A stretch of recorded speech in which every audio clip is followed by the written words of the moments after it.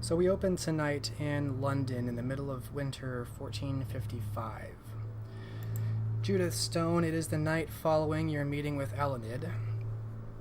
You've received word early tonight from Kazim that your sire, Genevieve Silvers, has news of your audience request to meet with the prince. She is at the Chamberlain Manor.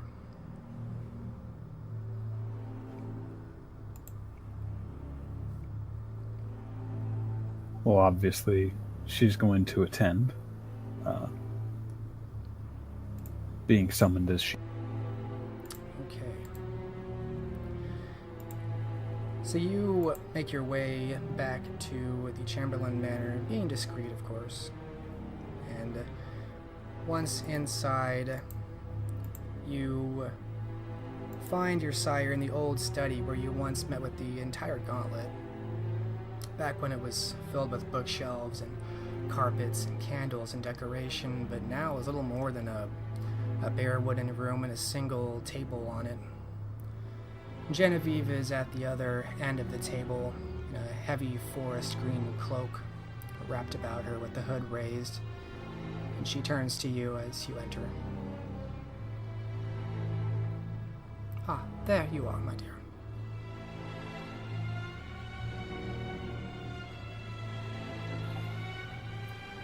I don't know that I see the wisdom in us meeting this way. It will raise undue questions. Indeed, I have taken precautions tonight to avoid undue scrutiny. I do have a request, or news of your request, though I must offer my condolences to the loss of your companion. Judith is steely-eyed, jaw-taut, and thin-lipped.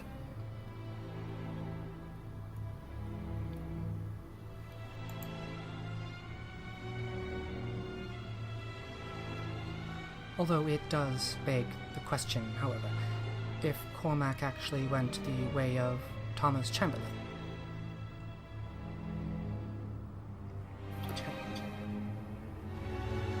She raises an eyebrow. I have seen the ashes, and Elenid has no reason to lie.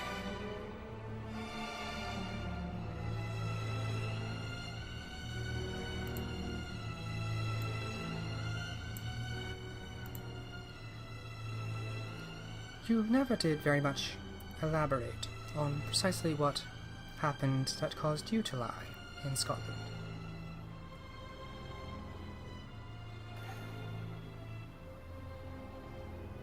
Did you not know it?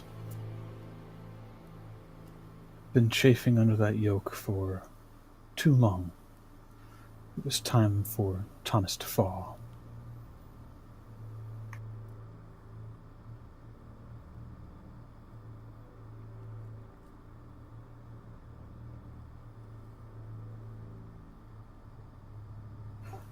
Further, I had cause to believe that there was corruption within the Covenant. It seems that suspicion was justified.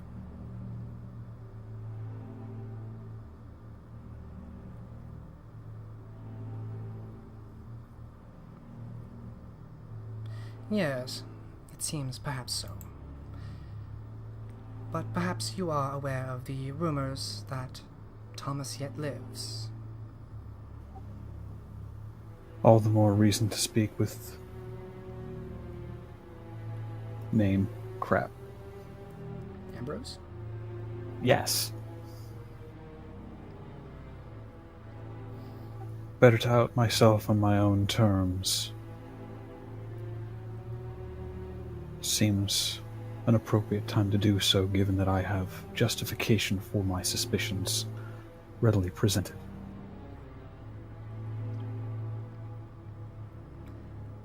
Ambrose has been asking questions. This has made my unlife quite stressful. He wishes to know people that Thomas may have known, people that I would have known he knew, and their locations. I intended to take full responsibility for my deception. I was not intending to incriminate you.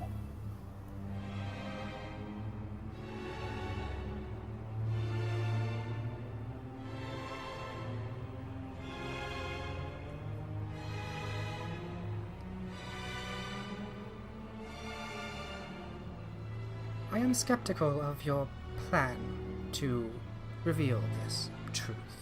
What do you hope to accomplish? As you say, rumors have already begun to spread. I understand most of them began with Octavia.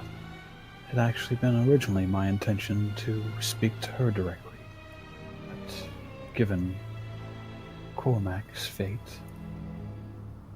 blood demands blood.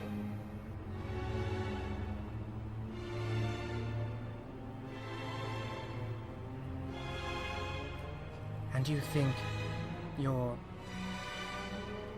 vengeance will be more easily attained if Ambrose knows of your deception?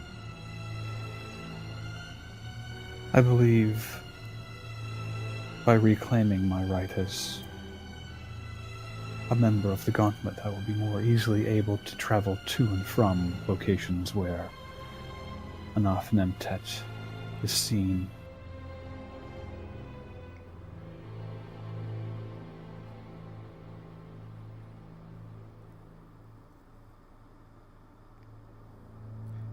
You know your sire well enough to see through the stony gaze that she often gives, and you can see the lines of worry growing in her face.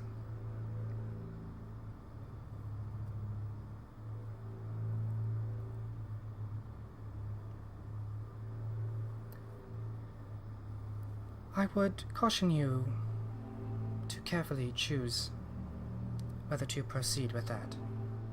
It would be far easier for me to protect you if I knew more about where to direct Ambrose's attention away from, while you remained deceased. Whispers won't be silent until a body is produced.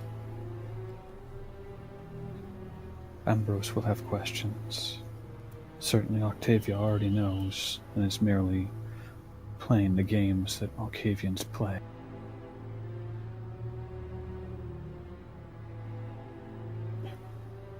Dragging it out serves nothing. You do not know that for sure. If you truly believe that Octavia is your greatest threat, perhaps speak to her before Ambrose.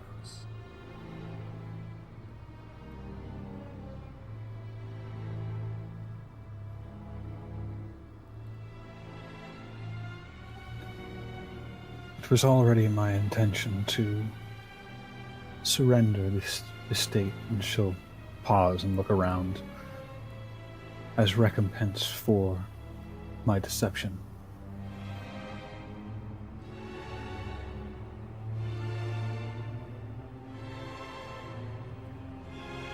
And what shall you do, my dear, if they ask for more than you can offer?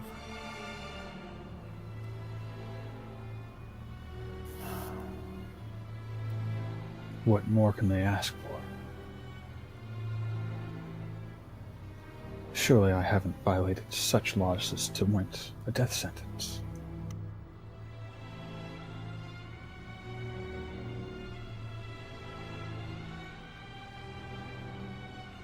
She looks down at the bare table, as though there was something there to look at.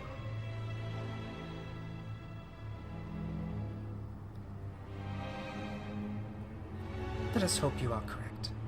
In any case, you have your private audience. Although the most private you may hope for as a Canite without status shall be with the company of myself and the sheriff.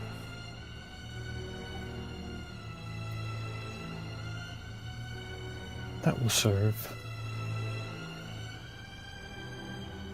Though There may be gauntlet business to be discussed as well.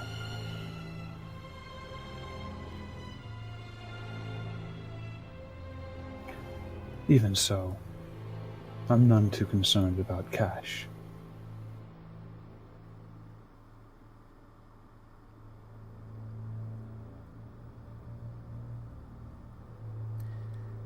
As you say. She looks back up, her stoic gaze returned.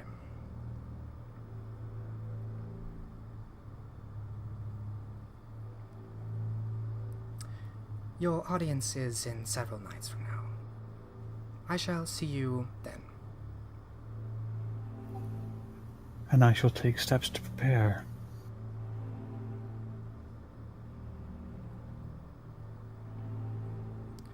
She nods and draws on the strings about her hood to make herself less easily noticed, and begins stepping out of the room.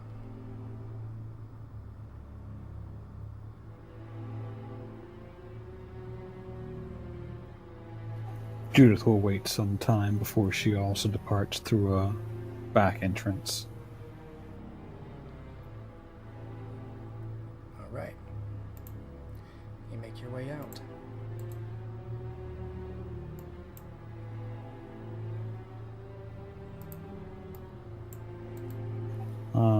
Judith would set about seeking out Elenid to let her know about the arrangement.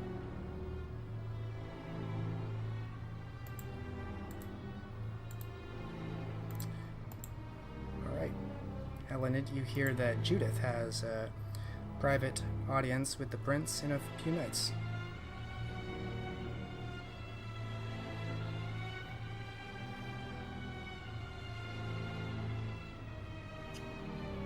Would you like me to accompany you? That was still the plan, I had hoped. Very well then, I will accompany you in 7 days.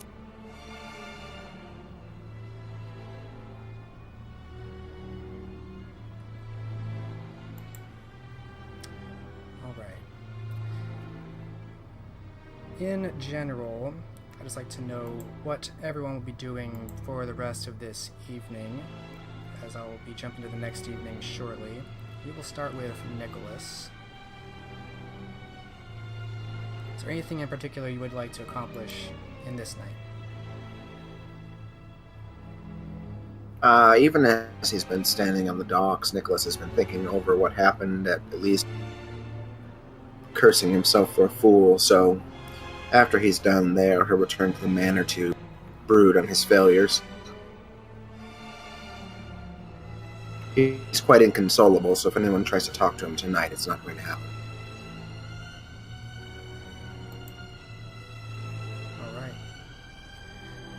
So you spend a dark and quiet time in a very bare manner, brooding.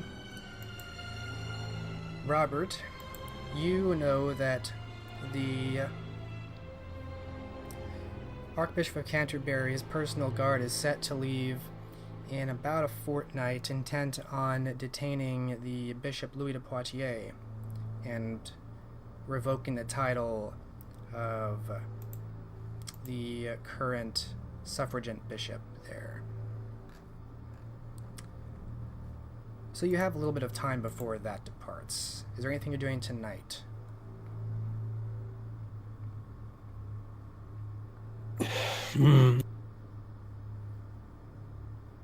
Let's see.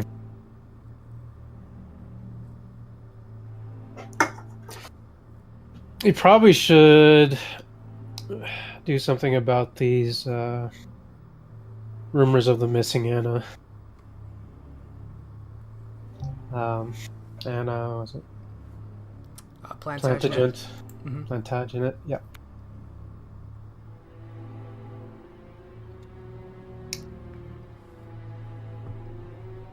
Well, let's see. Yes, the missing Duchess is quite a story for most people in London.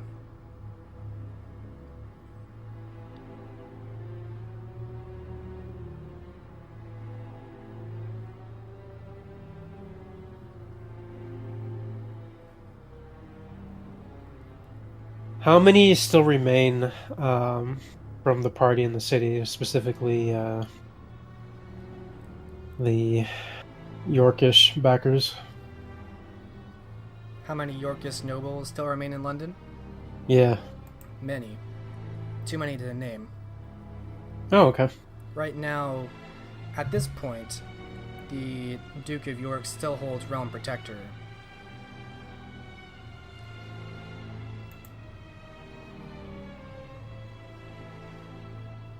So he's enjoying quite a bit of popularity. And actually, even in London, apart from the Duke himself, London is not very fond of the king, especially the merchant class. So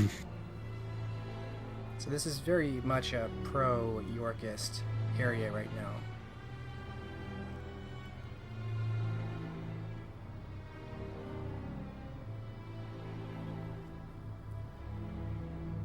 Well, my thoughts right now are perhaps pin the disappearance on someone else. Okay. Do you know what progress you'd like to make on that tonight? Or what you want to set in motion? Yeah, he'll set in motion finding a good target, someone that's, well, let's say he's close to the Duke, kind of youngish, and is in command of soldiers. A young male contact close to the Duke of York? Yep.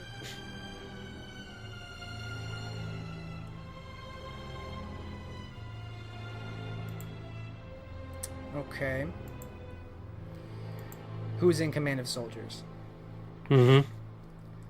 Well, the obvious pick there would be someone like Warwick, the son of Salisbury, and I think either nephew or brother-in-law to the Duke of York. He's a relatively young man. He proved himself at the St. Albans in coming up with a charge of cavalry into the town square, and is already making a name for himself as a man of war, although he's very high profile.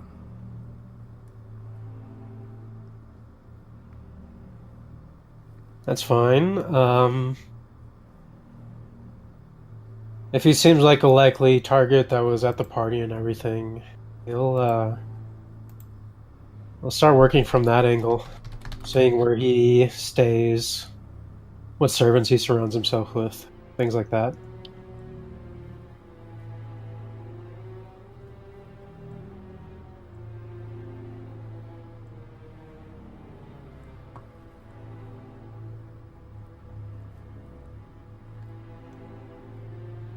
Okay.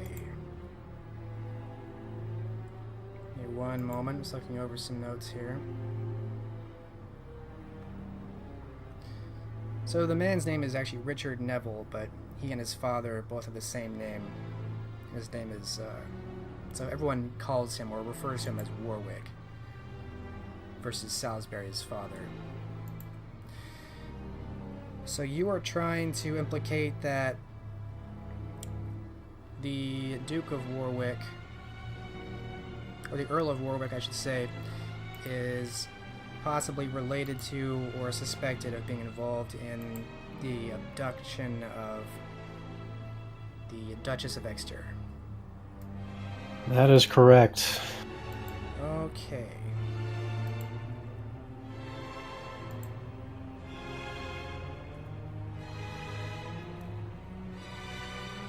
Well, that could be very damaging to the Yorkists, given that he's one of the most important commanders they have. How do you want to go about starting this rumor, or go down this path?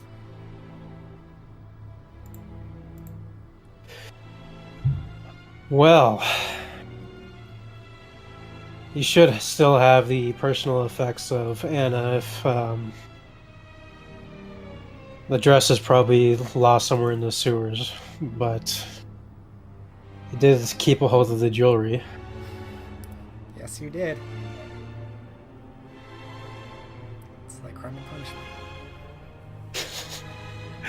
So, if he can find an opportune moment to plant it, perhaps in his room, hear what the servants know about the disappearance. One that would have been close to Anna, perhaps like a personal handmaiden or something. And get two servants, talking to each other. But the main goal is to get one servant to discover the stuff and then tell that handmaiden and start a chain reaction. Okay, so you were also asking about like finding out people around him or his associates? Yep. Okay. So I'll first take a perception politics roll, standard difficulty.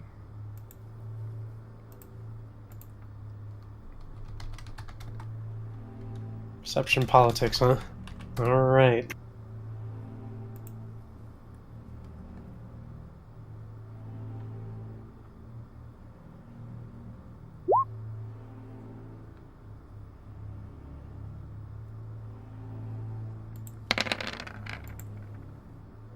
Alright, one success.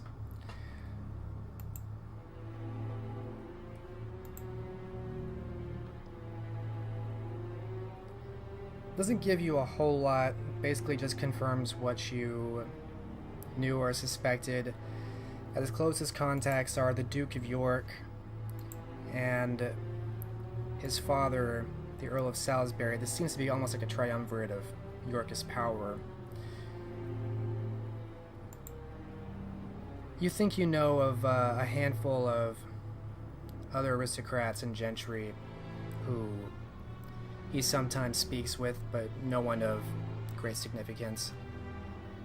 So you at least have some basic information. Some really basic information. And your other goal was to plant the jewelry of Anne Plantagenet in his room somewhere to be found later. Of course, it does help to know what his room is, but yeah. Yeah, that would be the difficult part.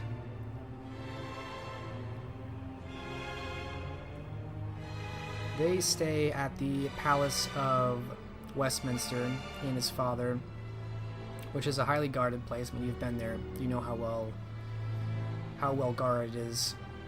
You have the benefit of having previously blended into this society before, and even in spite of your humanity slipping away, you're still very skilled and good at court etiquette to blend in pretty seamlessly to get into the area.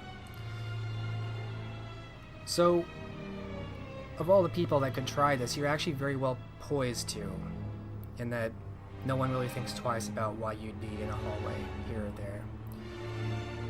So I will take, let's see here, look at your sheet.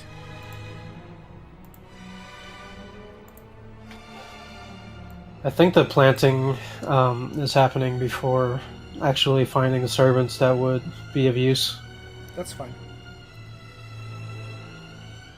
I feel like legerdemain would be the most useful here. That is not something Robert possesses. It's a talent, so you don't take any penalty for it. So I'll take a straight wits roll. Difficulty here will be,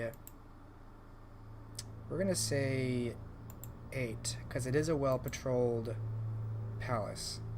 Getting in and out is very risky.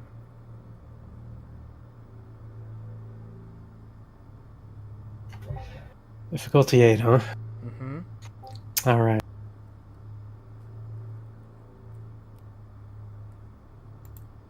What you're doing could have huge repercussions. Oh, no doubt.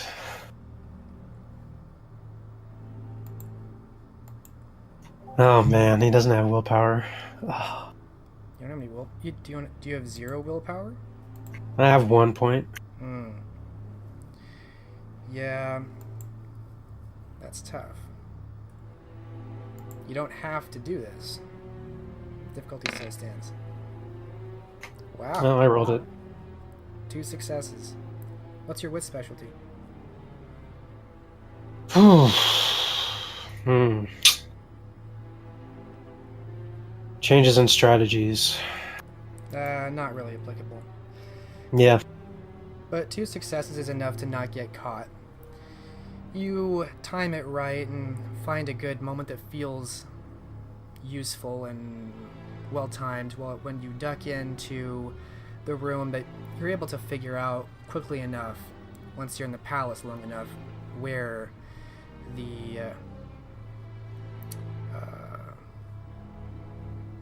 Earl of Warwick actually stays in, and fortunately he must be out.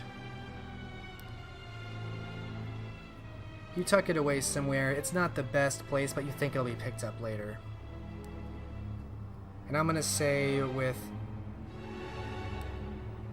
that and kind of getting in here, dodging guards, figuring out where he stays, and getting this, I would say that's gonna take a good portion of your night.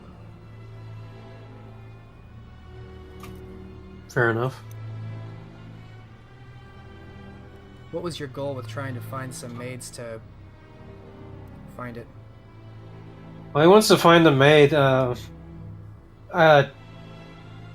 That would have been close to Anna. And he also wants to find whatever servant that would clean Warwick's room. And perhaps like implant in their mind that they recalled seeing some odd piece of jewelry that would have matched the description of Anna's thing, and just go from there.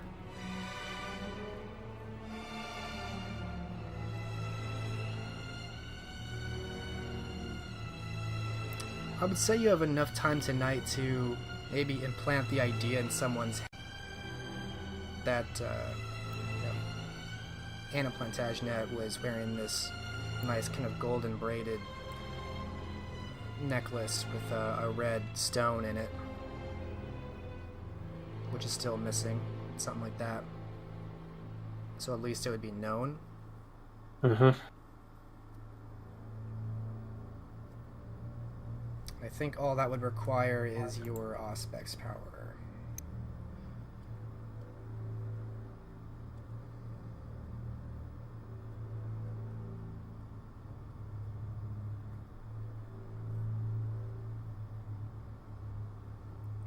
Invade the mind.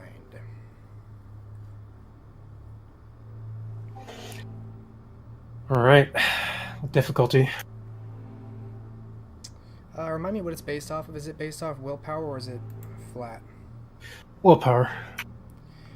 4.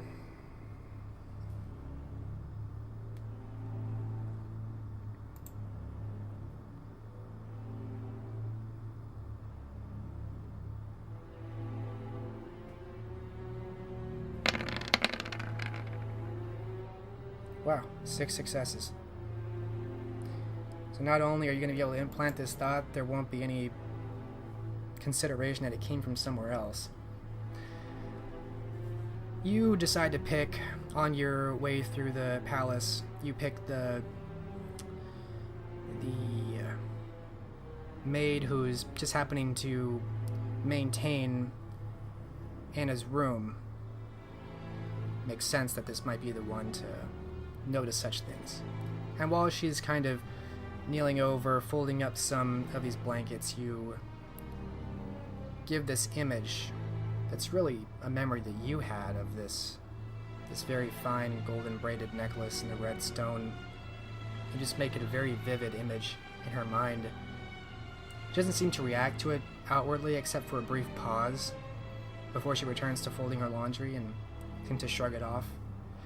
And you think at the very least this woman knows what that piece of jewelry looks like.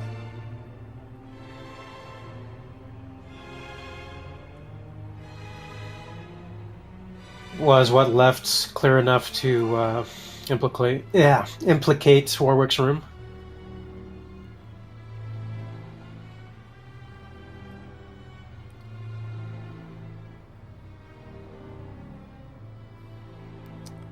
What do you mean? You want to give her the memory of seeing this in Warwick's room? Yes, that was the goal. Yeah, you could create that memory too. With 6 successes, you could probably give her the thought that maybe she remembered seeing something. Give her some- Yeah, that's definitely the plan. As she briefly thinks to herself, what a fine necklace that was I saw in Warwick's room. And she thinks to herself, it seems like a very awfully similar necklace to the one that Lady Anna wore. And she stops folding her laundry after a few more moments of thinking and turns to step back into the hallway, apologizing as she steps past you.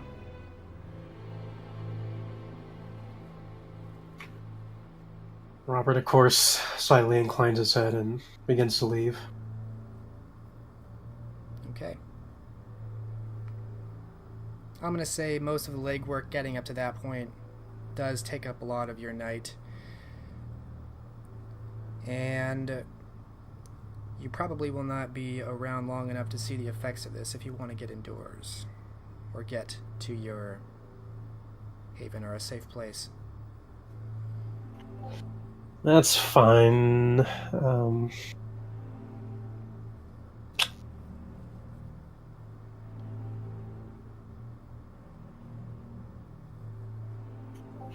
Well, how much time is left? We'll say, so you're in the Palace of Westminster, and it is getting a little bit odd that you're still awake. There's fewer and fewer nobles awake during the night. Of course, there always seems to be someone willing to have some kind of festivity, but it is getting a little peculiar, and there's maybe a couple hours left till dawn. Alright, well, if there's a couple of hours, I'll just leave. Yeah, you are getting increasingly number of odd looks as people see that you're still in the palace. They try to help you find a room, help you find your way back to your room. Some of them think you're drunk, you're trying to find your way back to a guest room or something. So you have to kind of shoo them away. But you're able to get out of the palace without too much more trouble.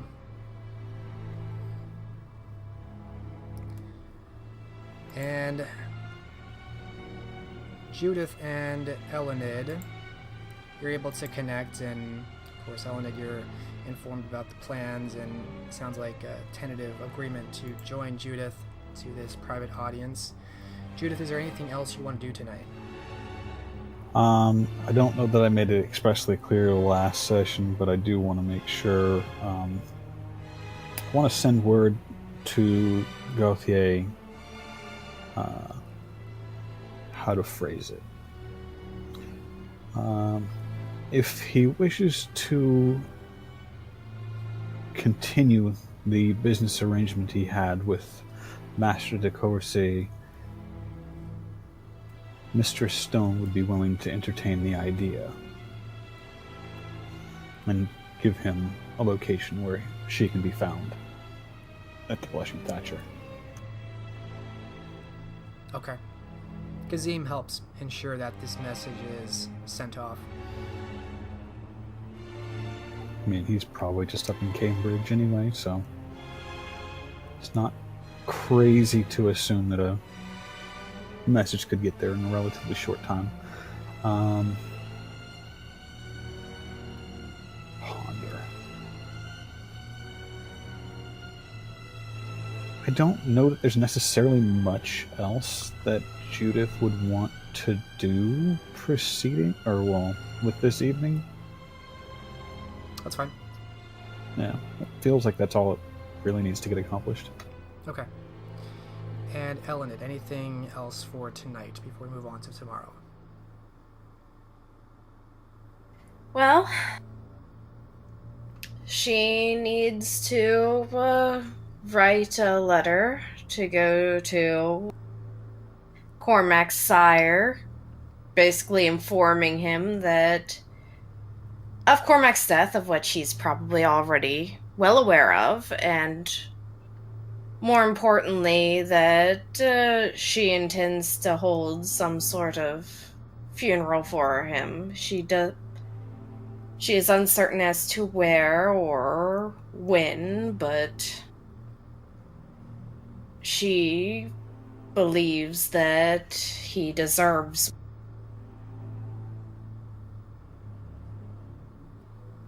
Okay. You can begin, probably finish writing that letter to Sir Hugh de Balsam, still presumably in Lincoln, probably still serving under the new Prince Eden Everly. And so you can consider that done.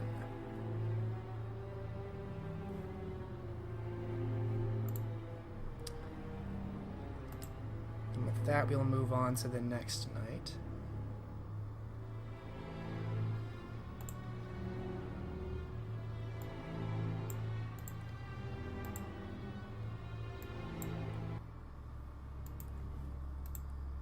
So have you all take off a blood point as you rise. Tonight, in whatever home or hovel or haven you find yourself in, there is an unmarked letter left for you, unsigned and brief, and the same letter arrives to each of you. It simply states that if you wish to hunt or investigate the Easterner, come to this location for a trade at the witching hour. And then it provides an address, which appears to be an old tenement building in the slums of London.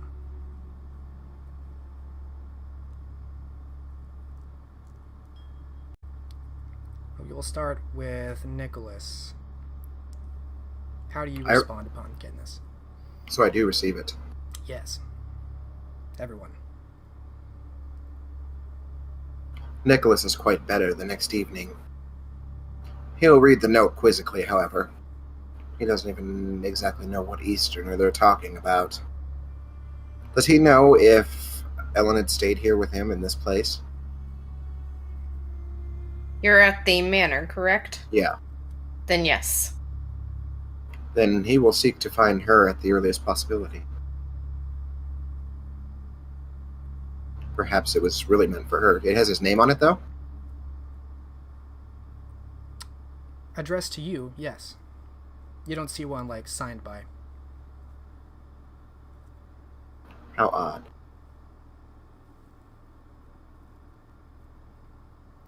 And we can go to Elenid next. You have also received a letter addressed to you with the same contents. Mm-hmm. And as you're looking it over, Nicholas enters the scene, perhaps the doorway of the room you're in, peering over this letter.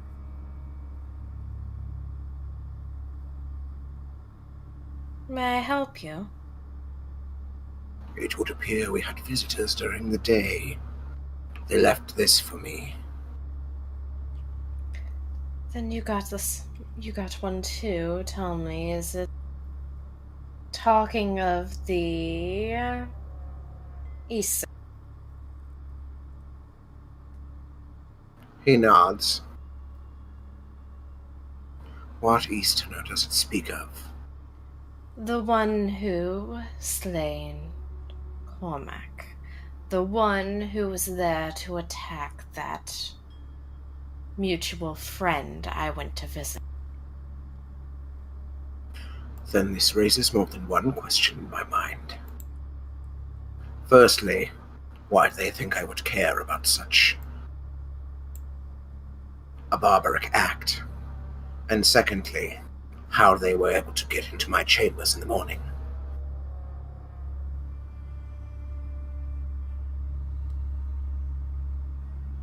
And thirdly, whether or not this is a trap or not.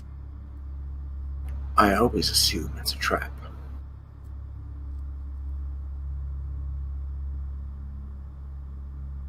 That is generally the best way to go about things.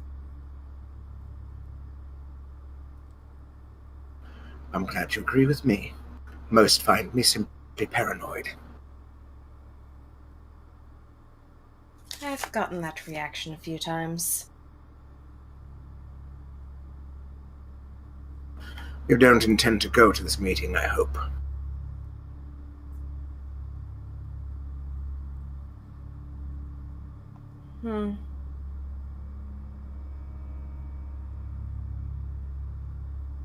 I need to bring it up to a few of my other compatriots to see if there aren't any. It seems like a poor idea without scouting the location, though. If I may interject my opinion without seeming overbearing. Let the dead lie. Revenge is above you.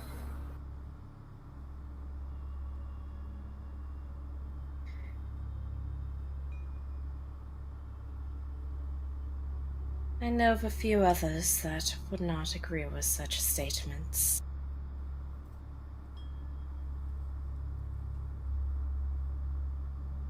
Convince them. Why engage in pursuits that will be eternally fruitless?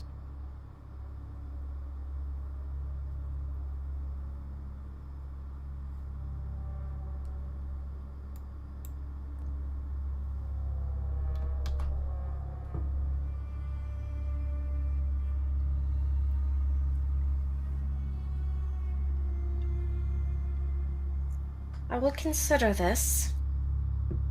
However, if they are in fact going, I'm not about to let them go there alone.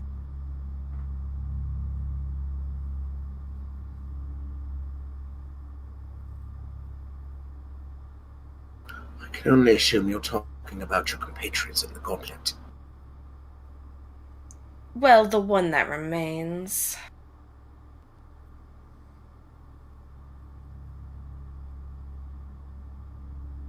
Another local figure that I know was friends with him to some degree.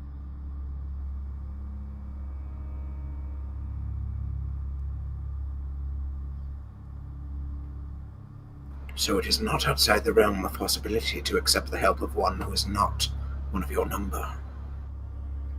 No, it is not. Then I suppose I must go with you as well, to make myself useful.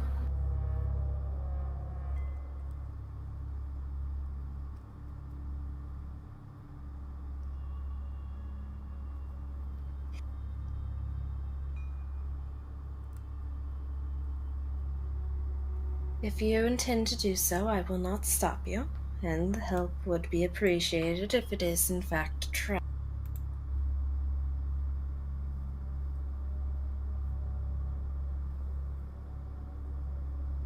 You can decide for yourself whether I'm worth our continued partnership.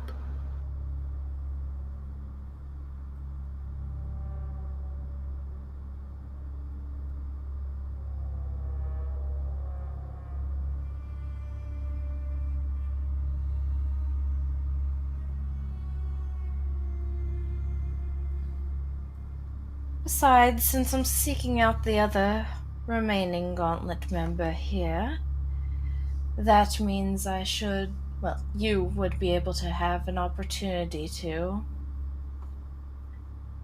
explain your offer in front of both remaining Gauntlet members.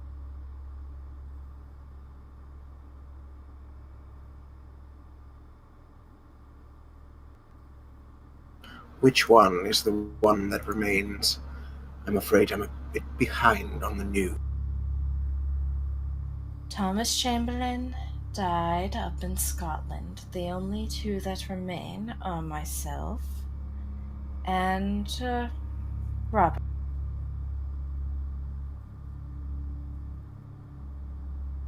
Ah, well, then consider me informed. Do you intend to leave soon?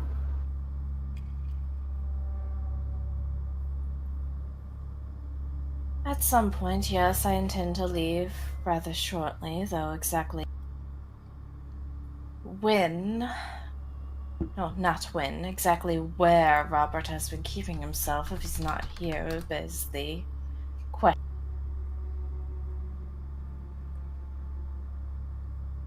But he does seem to like Quarto so much I can always go there now.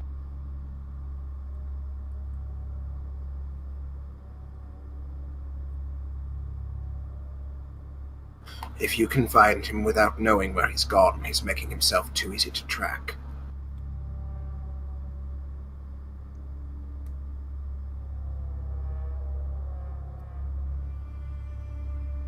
Perhaps.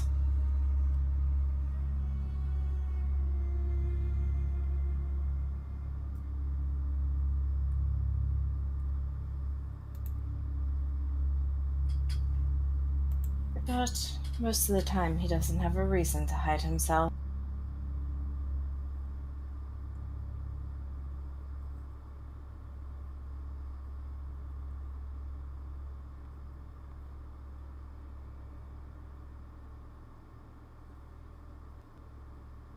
Do inform me when you intend to depart. I'll be waiting outside. Very well.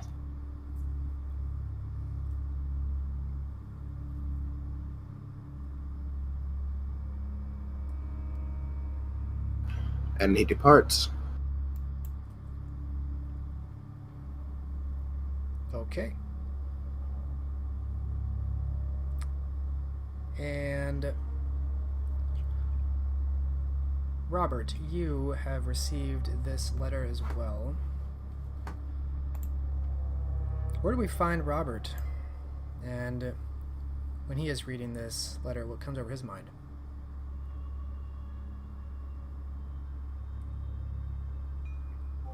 That brings up a question. I thought I was at the manor. Unless someone else offered a place to stay that I don't recall, that is where you should be. If you're at the manor, then you might run into Elenid. Although you're waking up quite a bit later than most, so you're a little bit slow to rise. And I'm actually going to say that by the time you step out into the hallway from the very bare guest room, you're leaving and you have this letter in hand, and let's see.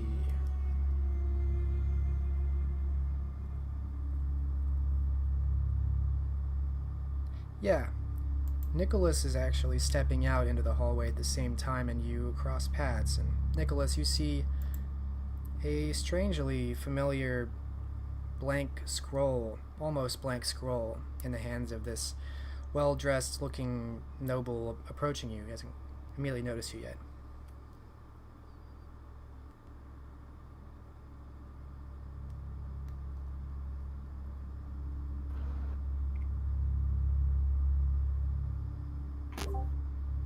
Nicholas, although quick to infer, does not want to presume that this is Lord Robert de Vere. He will ask, "Are you one of the servants, then?"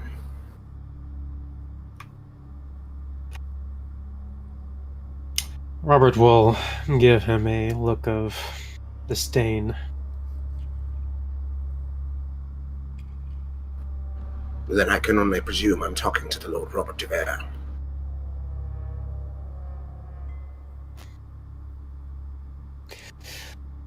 An odd way of reaching that conclusion, but I reached yes. it the moment I saw you.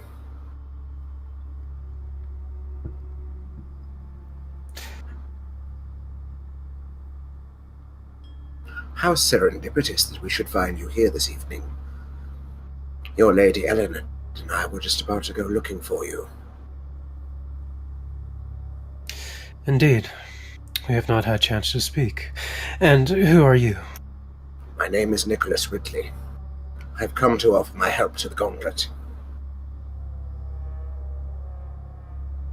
Nicholas, have you now? My goals at this moment align with your own. And besides, just at this moment, you can use all the help you can get. And what are these goals that you align yourself with?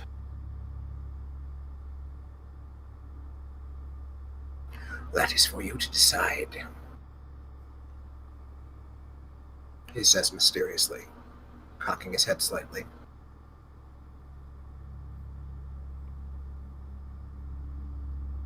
So a servant to the will of the gauntlet, then. If you like. Or at least a dog that won't bite.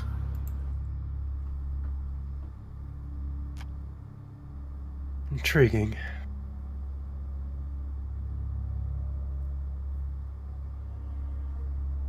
Well, since you make the offer, I know no immediate reason to deny it. Of course not. It would be foolish to deny it out of hand. After all, we've only just met.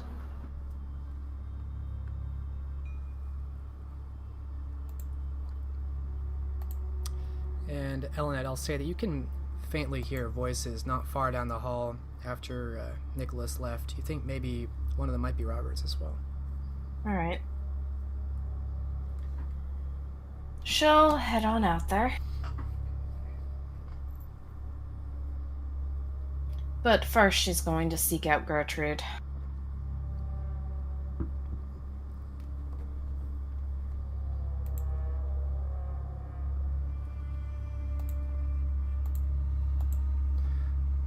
Alright, it's not hard to find Gertrude. She's just getting up from a nap.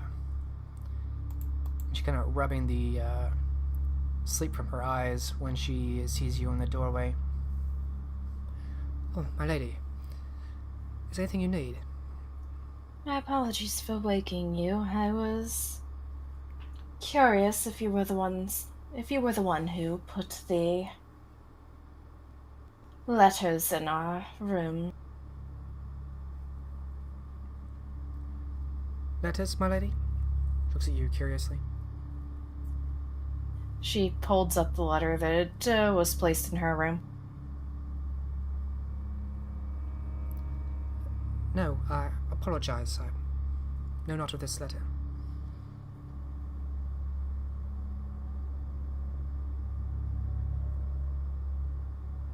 Alright.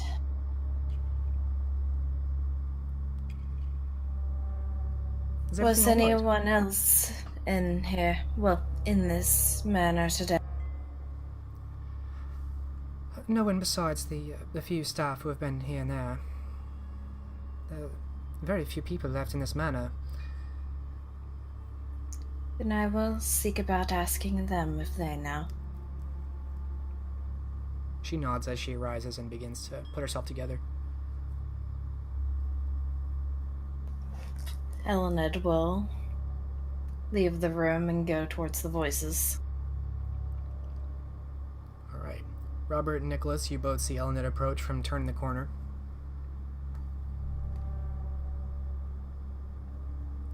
Robert will turn to regard Elenid.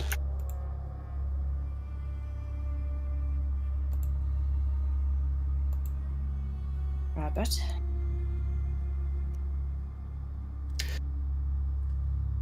Robert bows politely.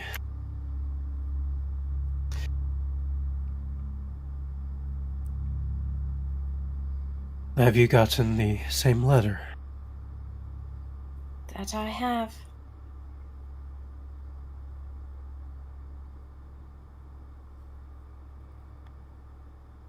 What do you make of it? What I make from it is either this is legitimate information, or it could very well be a trap.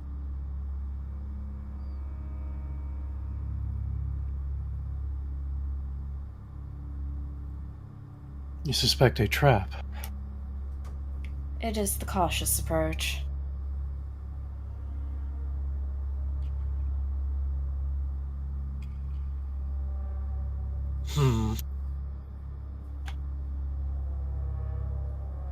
Of other interest is that Gertrude was not the one who put the letters in our rooms, so I must set about asking the other staff members to see if any of them have any idea who did.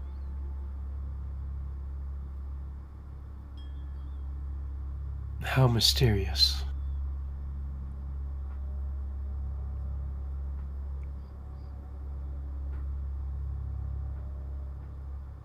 Well, I certainly think we should see what they have to say. Of course, and Mr. Ridley, you have both of the remaining Gauntlet members in your presence. What exactly is the proposition?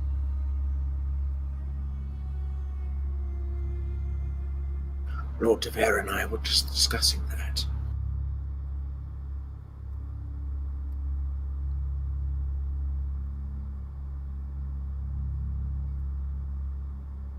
Yes. As I understand it, you offer us your service.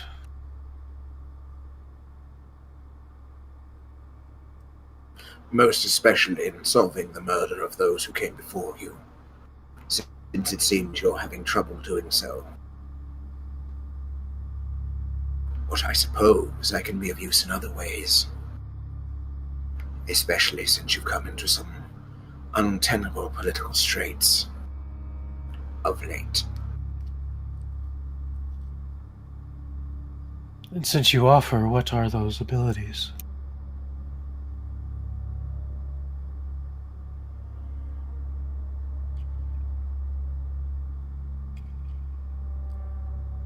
You would ask the court magician how he performs his sleight of hand. Some things must remain hidden behind the curtain.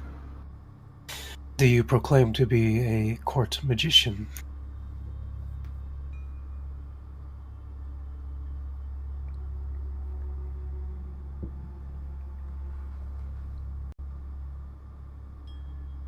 It was merely a metaphor, my Lord de Vere. If you must know where my talent lies. In general, my pursuits turn mostly toward the investigative. I am a surgeon by trade, but I have learned over the years a great deal of skill in seeking out that which does not want to be found.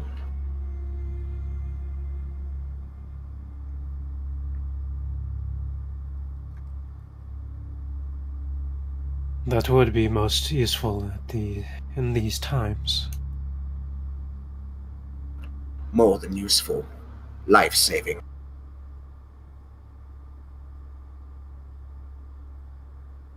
I see what most others do not.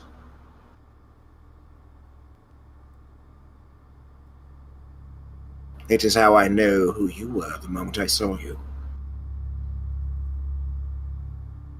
Deduction is nothing more than the fitting of puzzle pieces, some of them obscure, into one whole picture.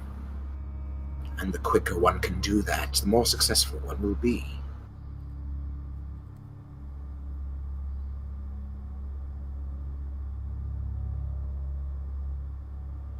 I see. And what clan did you say you hailed from? I didn't. Does it concern you greatly, my bloodline? That is a problem amongst the Canaanites. So preoccupied with lineage. So ignorant of talent.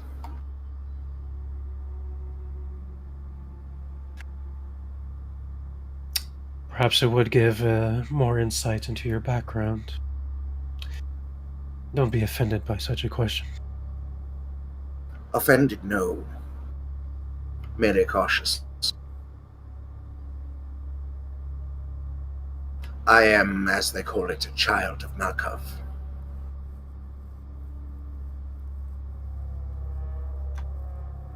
Truly. But I assure you, I am no raving madman beating his head against a cell wall. That much is apparent. I am in fact not mad at all. Though others would claim that it is an absolute. I intend to prove them wrong.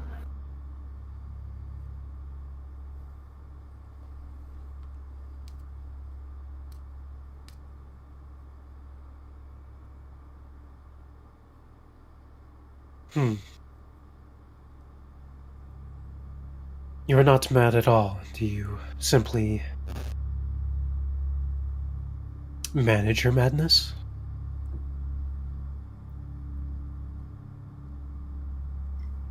What I'm telling you, Lord Tavere, is that there is no madness to manage.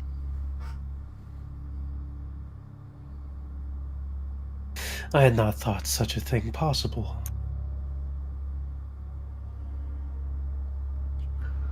Then I shall make you believe a great deal of things before this is over.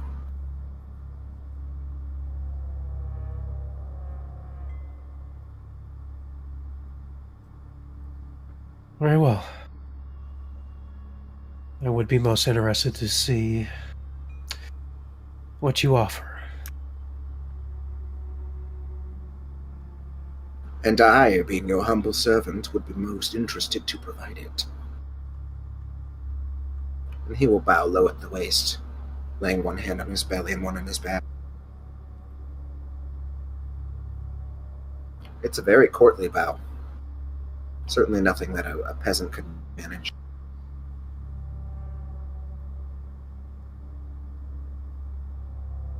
Robert raises an eyebrow in surprise while smiling.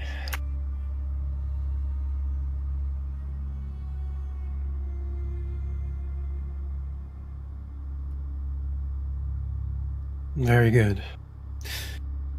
Of course, I have not gotten your thoughts on this, Lady Elenid. He has already assisted me with examining the scene where Cormac was killed.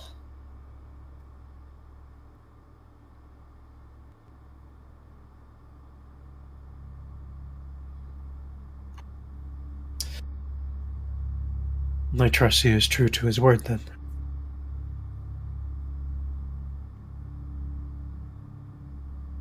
As far as I can tell, yes.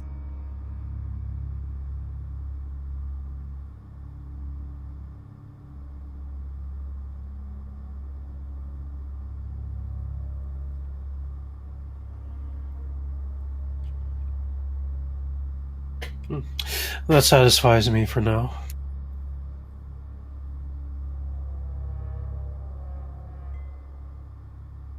Now, if you'll excuse me, I am going to go get something to eat, if it is, in fact, a trap. And it could entirely be me of being overcautious. I would rather go full up on blood as opposed to having to go into some sort of altercation with that being the contract. I must do the same. Shall we meet here? Yes, we can meet here again in a few hours.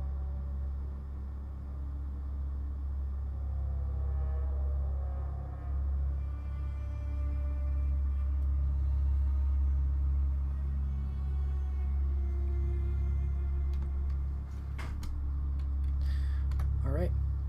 So Elenid departs, and Robert also both mean to feed, and what does Nicholas do?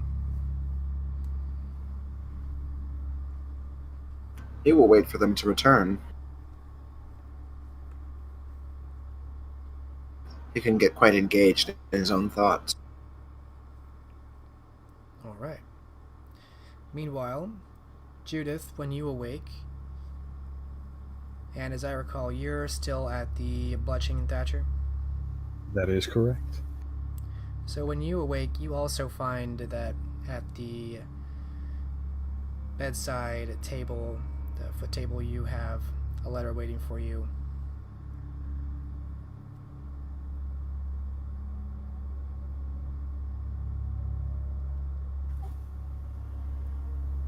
Judith is understandably short on patience these days, so she'll go directly to her innkeep, hold up the letter to him. Who came below during the day? No one, my lady. I haven't seen anyone go down there. Not since you left, I know.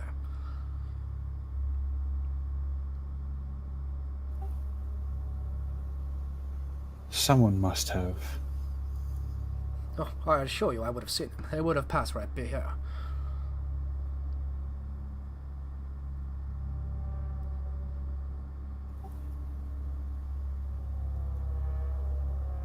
As you say.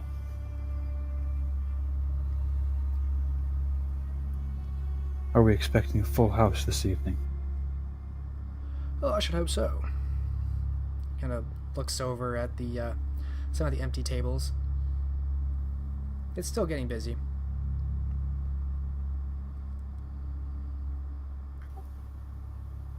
I'm expecting company. Keep my regular table clear. Of course. Nods a couple times as he goes back to cleaning a mug.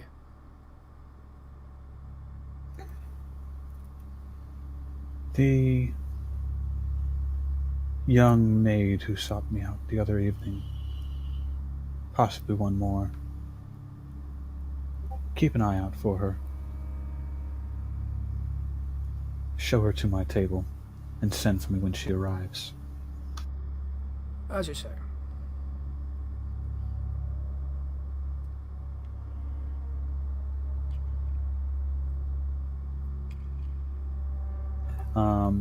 Judith is also going to send a rider out to Edmonton Castle.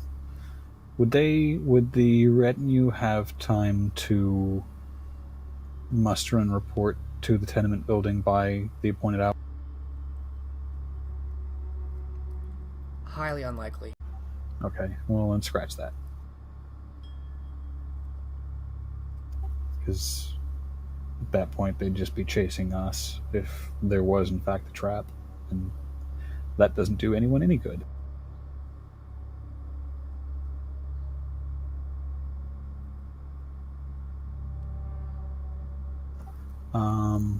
What are the odds that I've heard back from Gauthier?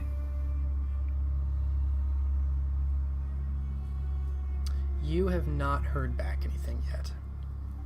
It's a little early yet. Mm-hmm. In that case, Judith is going to go ahead and hunt. Because, like Ellen had said, better be prepared. Alright. You have ready access to your own resources right here, so how much do you want to take? It might just be a freebie. Just one. Oh yeah, that's free. You can just take that. I was going to say, I figured up until this point we've been kind of just maintaining. Yeah, exactly. Elenid, where will you be hunting and how?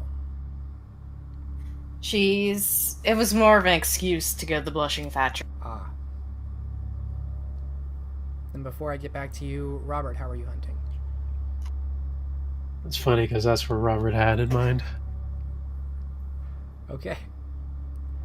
You end up walking the same direction and quickly realize Robert means to go the same place you do. Elenid.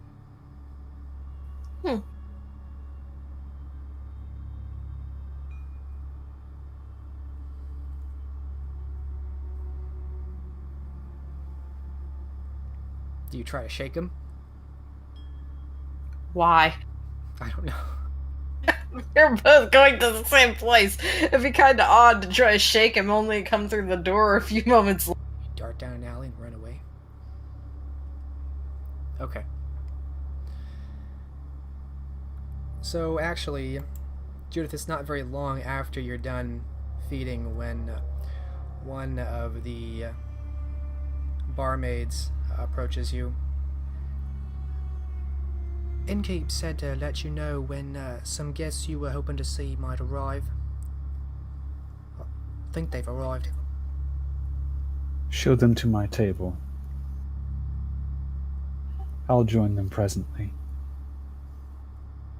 She nods. And Elenid and Robert, once you arrive at the Blushing Thatcher, it's only maybe minute or two inside when you're looking to grab a seat when you're approached by one of these barmaids who offers to show you to a table specially prepared for you.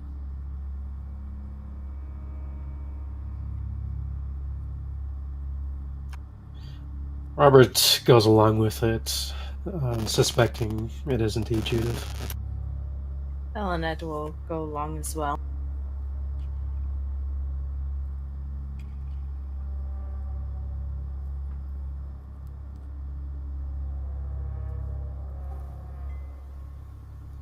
Eventually, Judith will also join them at the table. She's wearing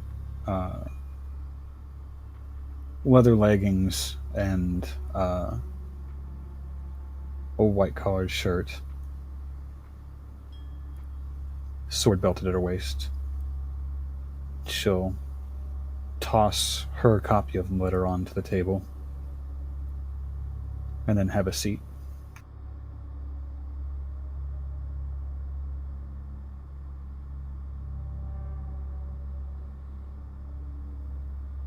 So you got one too?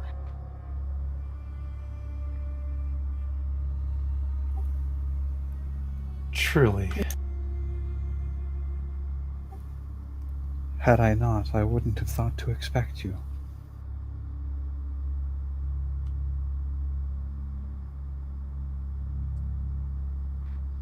That is troubling.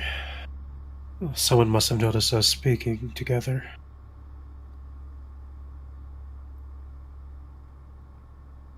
My association with Cormac was not a secret.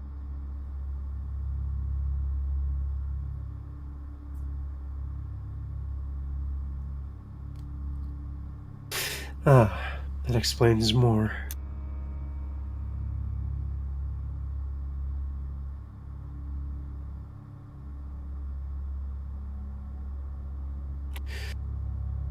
And what were your thoughts on Cormac? My thoughts are my own. However, my thoughts on this, I'll share freely. It's either, well, it's certainly a trap, but that doesn't mean it's not a useful trap.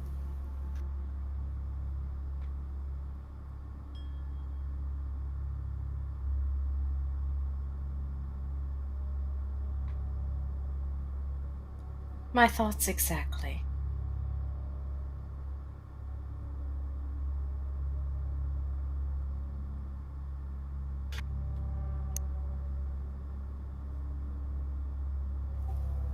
My suspicion is that it's the Easterner himself, hoping to barter for his freedom. If it is the Easterner, it's going to be something extremely difficult to face down. I have seen him in battle.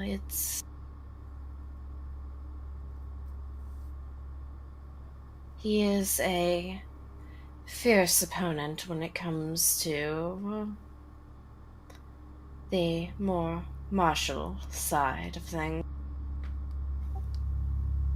You haven't seen me in battle, my dear. True. I can be quite fearsome as well. True, but she'll- I doubt you can sprout the skin of a snake. I haven't the need.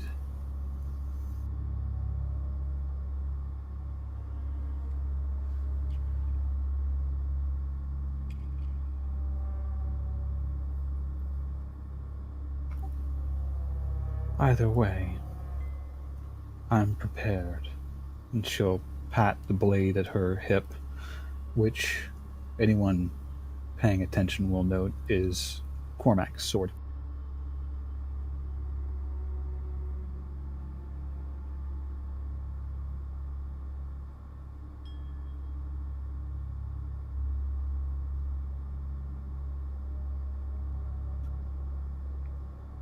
Robert's face shows recognition at this blade. He'll just narrow his eyes and say nothing more.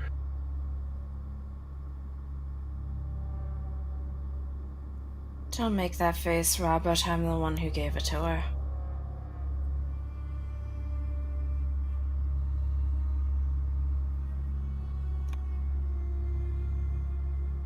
At a request, I'm sure.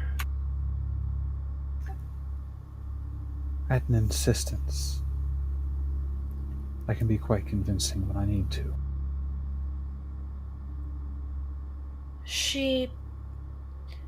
We have been working with the gauntlet, yes, but she seemed closer to Cormac.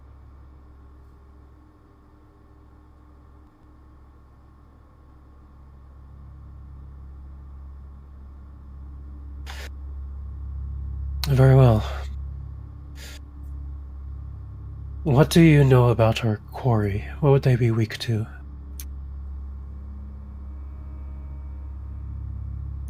I can tell you what I have observed on the night it happened.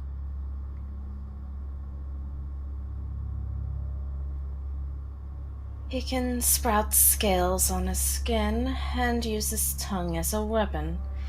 Prince Kincaid has informed me that this is a trait from some foreign Canaanites by the name of Setite.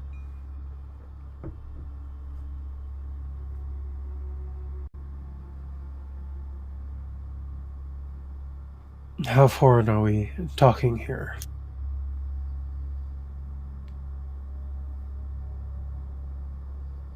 Definitely not from Europe.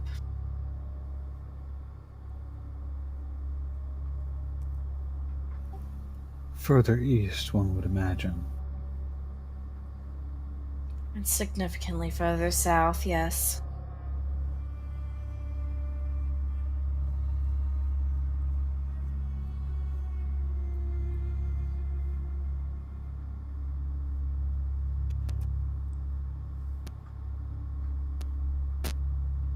His tongue is a weapon. Or rather, he could use it as such. It is what he used to fell Cormac.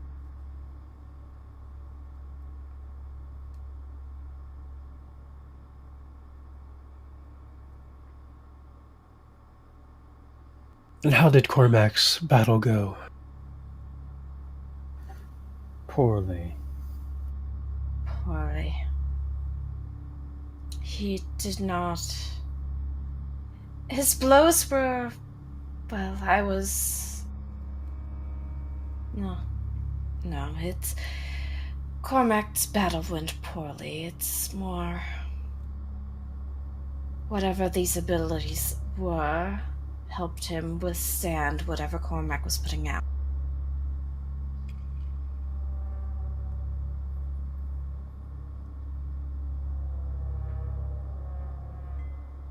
So a blade backed by Bruja might was not enough. Precisely.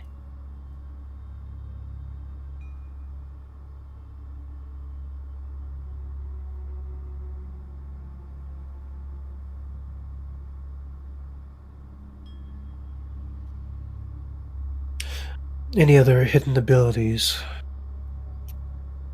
Those were the only ones I could notice outside of him being able to summon up illusionary snakes.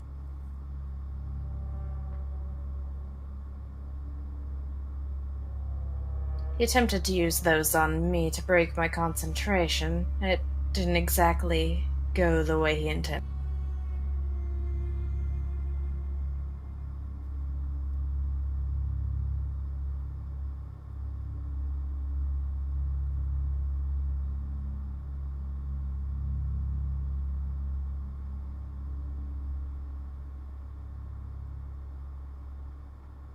Well then.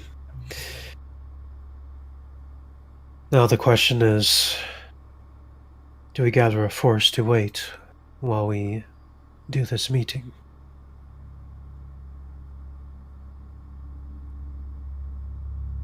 Well, we already have a fourth that is going to come with us.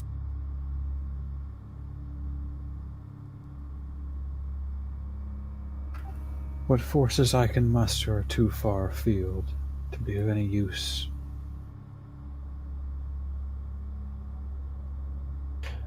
If they have scouts out, if they notice too many people, they could very well flee as well. I'd had that thought.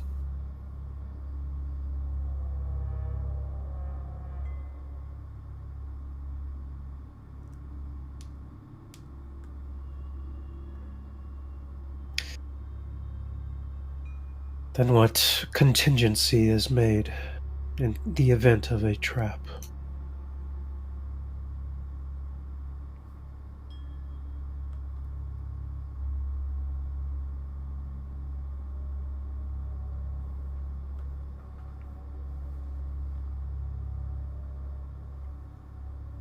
I can have it so if I do not return by a certain time, I can have Gertrude send word to someone.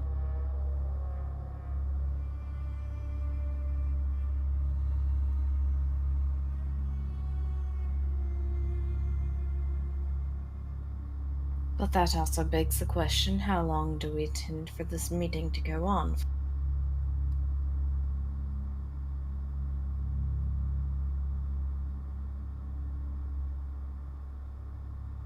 We can certainly set a stopping point. It wouldn't be a terrible thing to suggest to a kind nearby that at a predetermined time they set the tenement building aflame. I certainly do like that plan.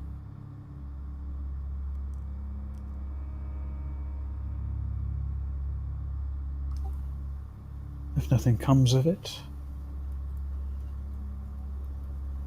the coercion can be removed before they act upon it.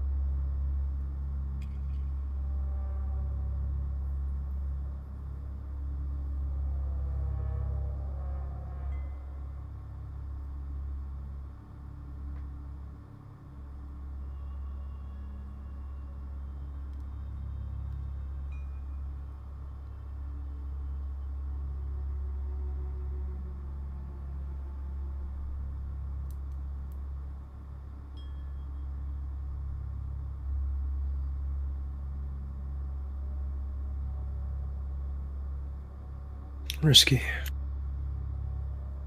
Of course it's risky. We're potentially walking into a trap.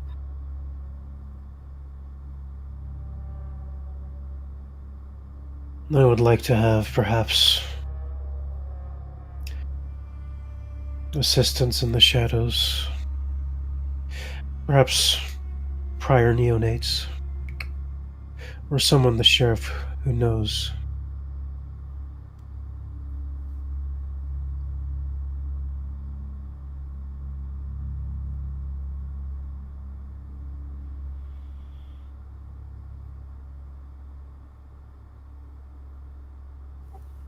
Whoever this is was able to sneak into 4 different chambers,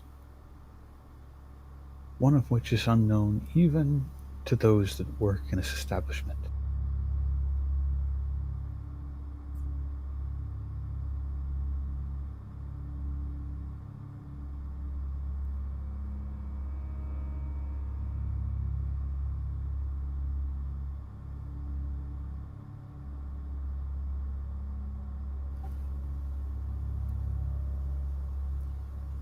It's safe to assume that if they wanted us dead, we would be.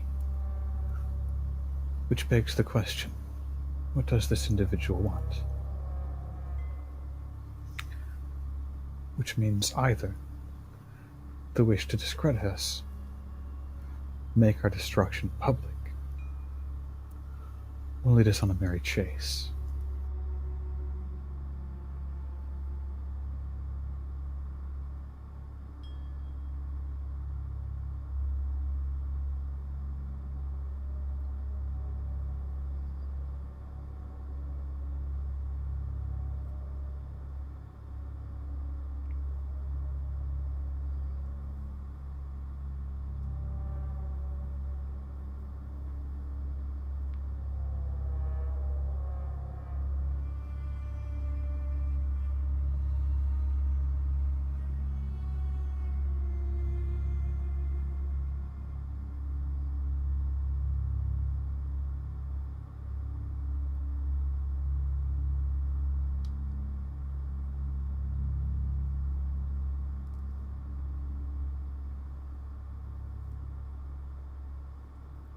I would rather not bring the neonates.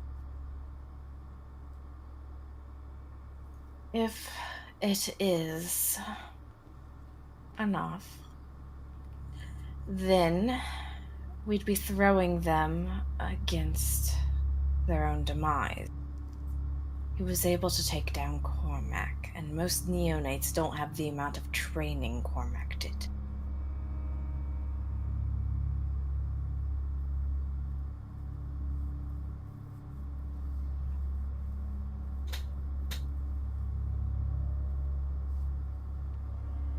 No, I don't expect him to match his prowess, but numbers and raw strength if needed. It could be easier to detain him.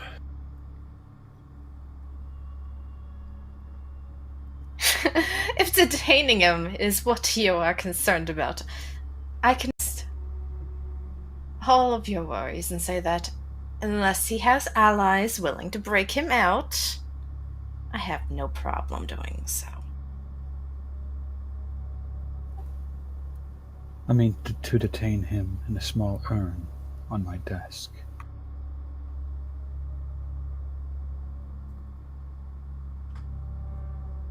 Yes, that is my intention as well, though I have no need for his ashes.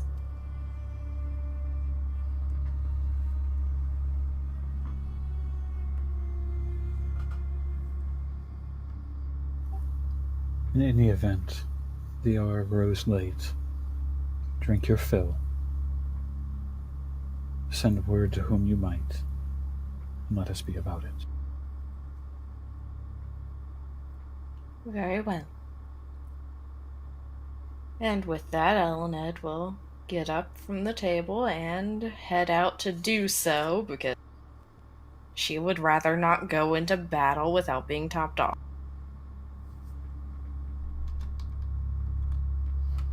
Okie dokie. Robert will get up from the table and feed as well. Alright, you both may make your hunting rolls. Difficulty 5 here.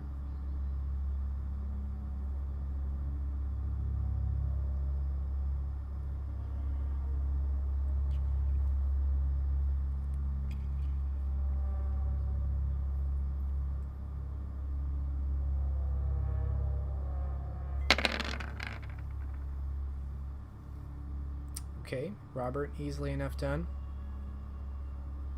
And Ellened as well. You both find it's simple enough affair to get some feeding done in the next hour. Robert will take 3 blood points and top off. You can do that over an hour. And if I'm Ellened only needed 1, so she's gonna head back and give word to whom? Nicholas. Okay. What do you tell him? That she has spoken with the third member, third ally, and they intend to go through with this meeting.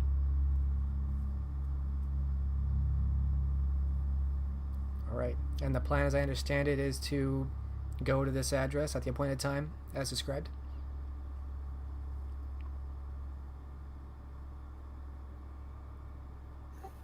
Judith means to get there a little bit early and find a passerby, use Dominate to give them the suggestion they might burn the tenement down in about 2 hours.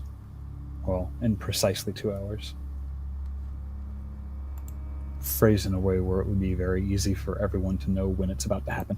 Mm-hmm. They still use... they using the bells system? Like the night watch goes through and rings a bell? We'll say yes, for simplicity. Okay. That way, we've got a nice warning. Alright. And Ellened will inform Gertrude to send word to someone.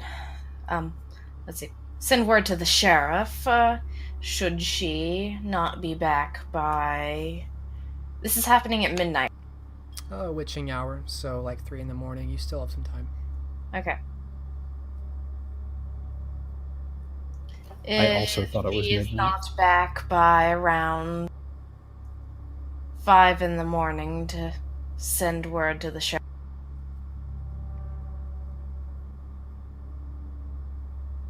Okay. Gertrude agrees to do this. As for giving a somewhat complex and dangerous task to this passerby, need a manipulation leadership roll, difficulty 6.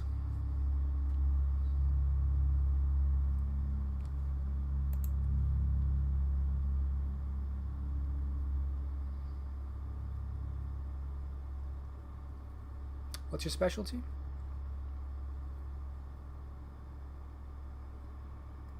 I believe persuasive.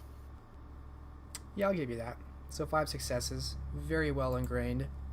You have a good command over this young man who's passing by.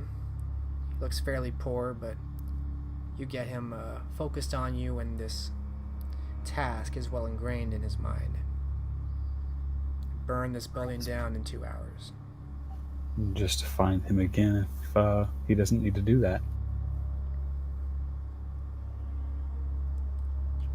He wanders off further down the street.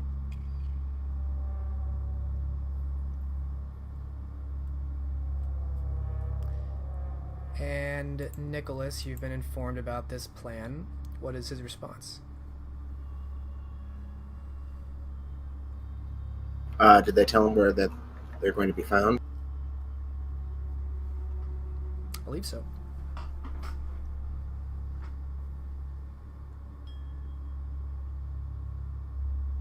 Then he will meet up with them to enact their plan.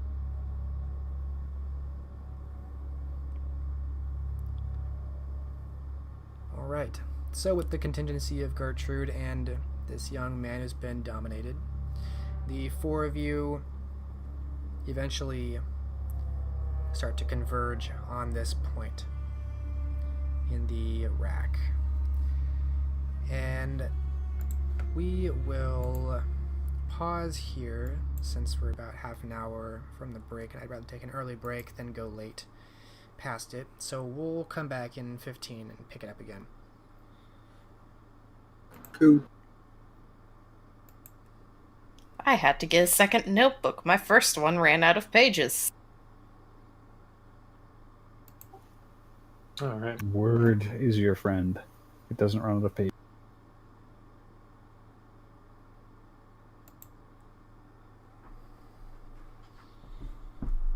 Yeah, I know. But if I write it on a digital document, then I'm gonna forget to check it. For some reason, my brain registers things easier if I write it down on paper as opposed to a electronic document.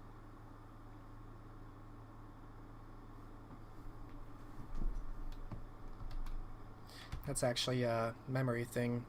You remember more when you write it down, and you remember even more if you teach it to somebody. No, Yep. Kinesthetic learning. Okay, all here? Good. So, close to the witching hour, around 3 in the morning, the 4 of you delve into the slums of London, the dark, overcrowded places where the homeless are most dense, the oldest and least cared for areas of London. The buildings are stacked tall so that more people can fit into them, casting long shadows and very unkept places. Much refuse and debris, many puddles of who knows what. So the 4 of you collect at this location downtown in the rack. Outside of an old abandoned building which you can tell just from the bursting windows that seems to be highly cluttered from the inside, as though someone had been hoarding things for decades or longer. And just from what's pouring out into the street, it looks like rubbish and old and broken junk. It's a few minutes before the arranged time, and the four of you are outside this building.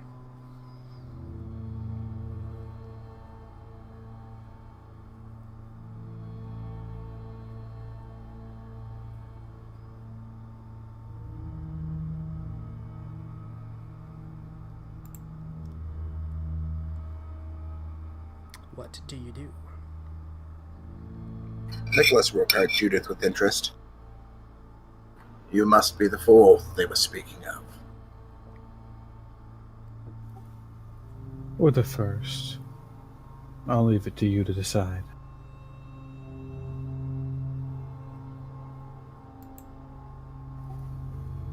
Keep an ear out for the bells.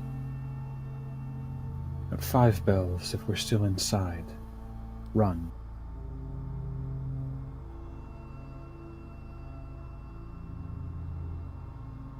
Very well. Though if we reach 5 bells, well, I'd prefer not to be here. I'd prefer to be back at the manor by then.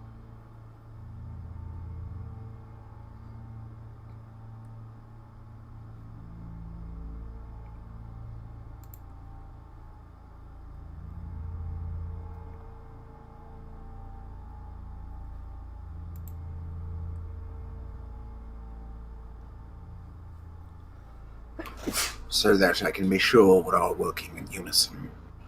Tell me the plan one more time.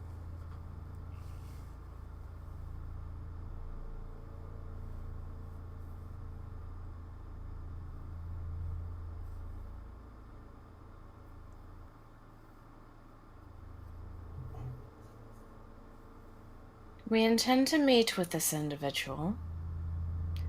It could very well be a trap, yes, but there's nothing saying that it can't be a useful one. And should worst case scenario appear, if we're not out by a certain time, we have certain contingency plans in place.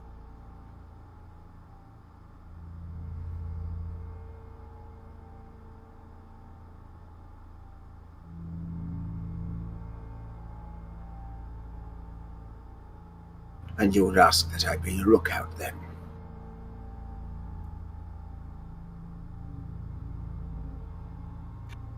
I think that would be best.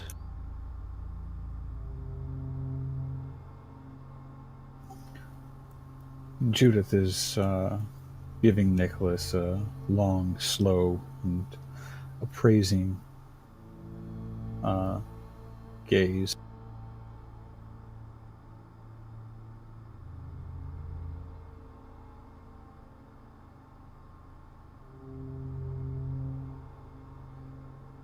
And should I hear the 5 bells, you wish me to run, not to try to assist in any way. Why precisely have we asked him to remain outside?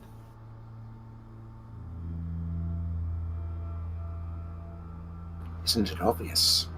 Because they don't trust me.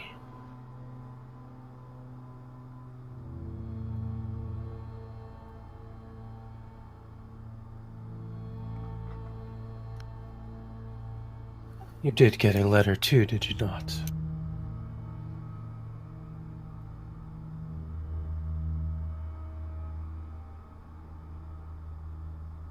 Yes, and that fact still concerns me. They have little and less reason to trust me. No reason at all not to bring you along. Yes. And if they have any foes that would likely ambush us inside, having an extra pair of eyes does not hurt.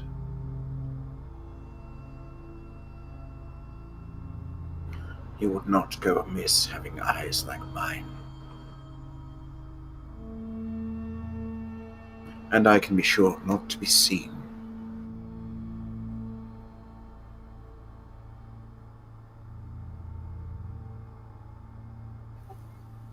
Just so. But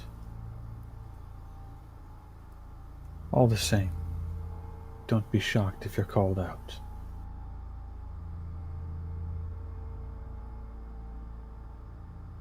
Shock is an emotion that is foreign to me.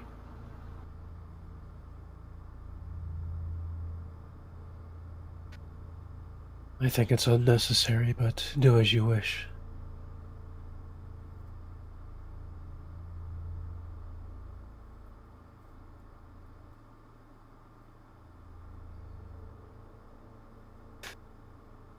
Are we clear then? Shall we go? I believe that's everything.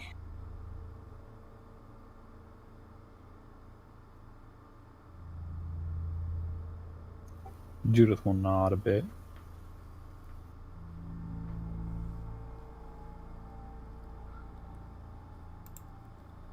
Okay.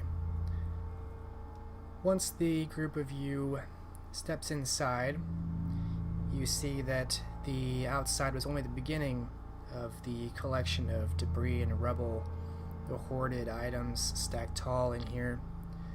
It's almost like a maze. You can see what looks like perhaps the last person who lived here made small trails through the collected items, the pots and pans and wooden boards and all manner of items. There are these small little trails that snake around, really only enough room for single file. But through all the debris, you see at the far end of the room there is a staircase that goes up and a small lit candle at the base of the stairs.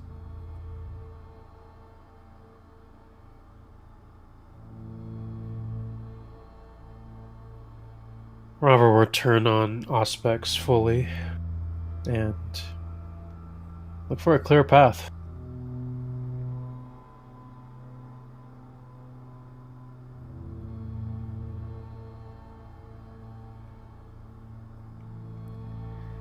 Alright, it's easy enough once you, using the dim light of the candle and enhancing your senses, you're able to find the most direct path of these winding trails of less debris, walking through the small hills and mountains that all of this collected and hoarded rubbish has built.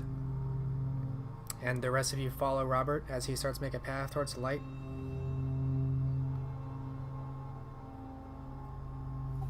Indeed.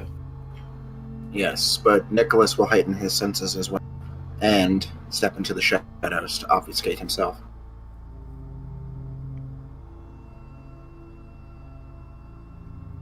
Okay. Robert, you make your way winding through these paths until you reach a staircase. And at the base of the staircase, you can see that there are still more items. The staircase itself looks somewhat dilapidated. There's a couple of boards missing, but overall looks intact. And you see at the top of the staircase another candle. Robert will begin heading towards that candle.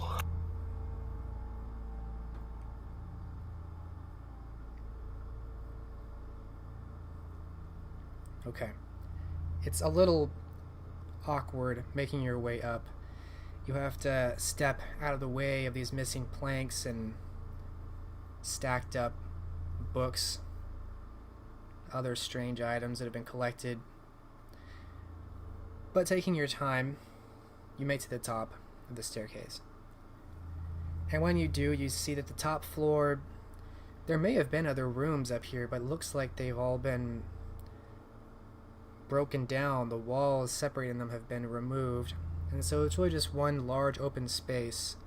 There is a wall that faces the street that you came out of, and many what looks like wood panels that also look out.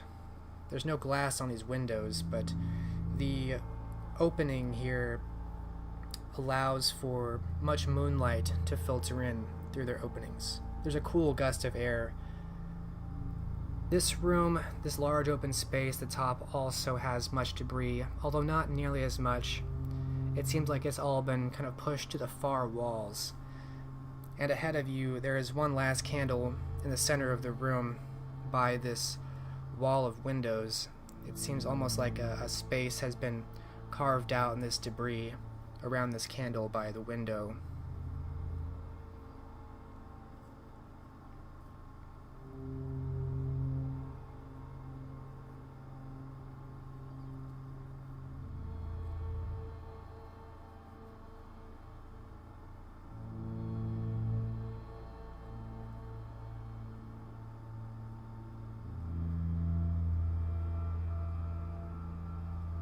You don't see any more candles past that, and this is the end of the line. You've gone to the very top. Elined will go inspect. Robert's looking around. Judith is going to be making sure that she knows exactly where the exit points are, even from the second story. So, like, unobstructed windows, something that can be leapt through. Most of these windows look like they could be leapt through. They're all open, and even the wooden panels, some of them have fallen off. There's no panel there, letting in even more moonlight. The other exit is the way you came. You'd think some of the wooden boards up this second story look flimsy enough that you could probably break through them if you really wanted to.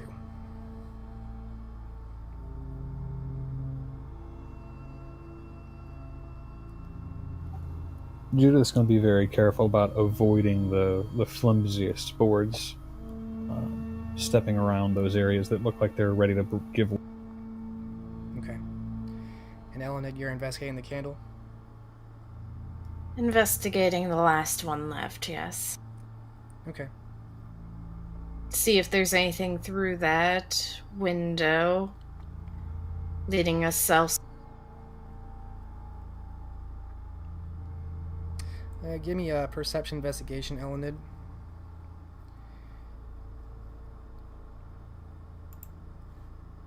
And Nicholas, let me just look at your sheet again.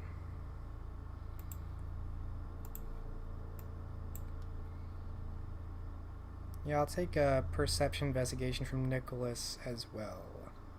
Standard difficulty? Yes, standard for both. Reduced by aspect. Yes, to a minimum of 3.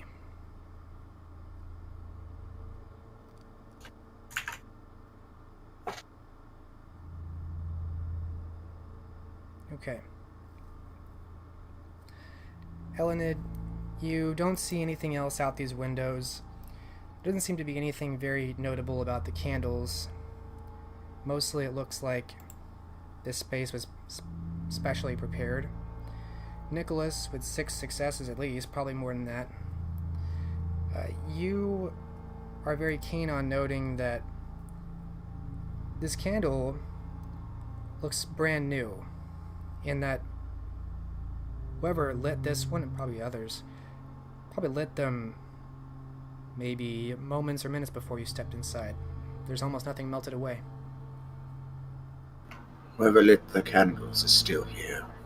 Nicholas's voice says from the shadow. Robert calls out, "Are you going to keep us waiting here all night?"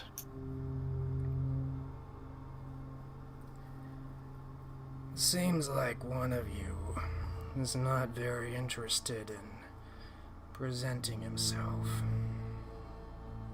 You hear a voice from near the windowed wall and see only the silhouette of a figure against the light of the moon behind him. He's far enough away that the candlelight does not reveal much, except that he's a very tall, unnaturally thin man in a very heavy cloak. And the wave of his fingers through the moonlight, you can see they're almost as long as forearms. But the face is very difficult to make out with the glare of the moonlight behind. The same might be said about you.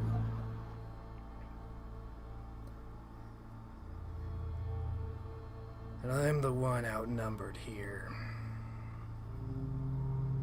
But that's enough of that. Eleanor will back away from the window, give him a spin.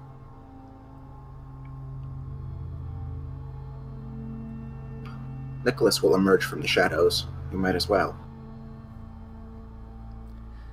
What a motley crew that has arrived. And yet some of you are aware you all have much more in common than you think.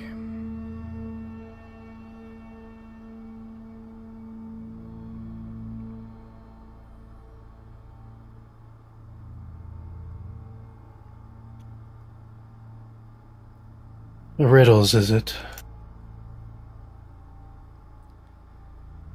I will not waste your time, Lord DeVere.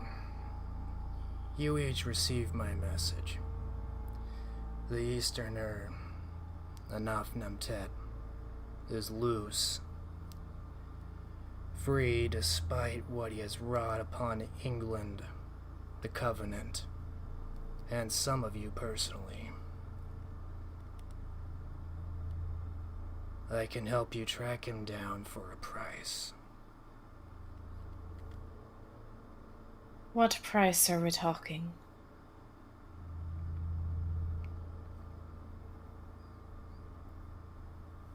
You can see his head kind of roll around, making a very strange shadow against the light. Perhaps he's looking at each of you in turn.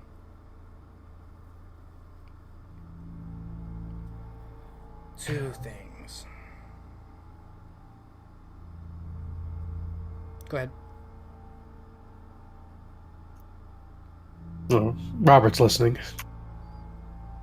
The first is an oath. Not an oath to me or to anyone, but to a purpose. Anafnemtet must be destroyed. Not staked, not brought to the Covenant Council for questioning, and not freed in exchange for great power or secrets.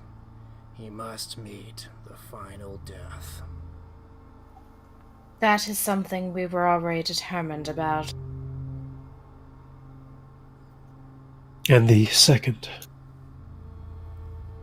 You say that with the certainty of having dealt little with the Setites. If you all learn only one thing from me tonight, learn that their greatest power isn't in sorcery or serpentine gifts. They are a far more insidious bloodline than any other. Their greatest threat is the ability to sow dissent, to weaken resolve, to entice and seduce with the taste of secrets, forbidden treasures in this world. Tready and swift.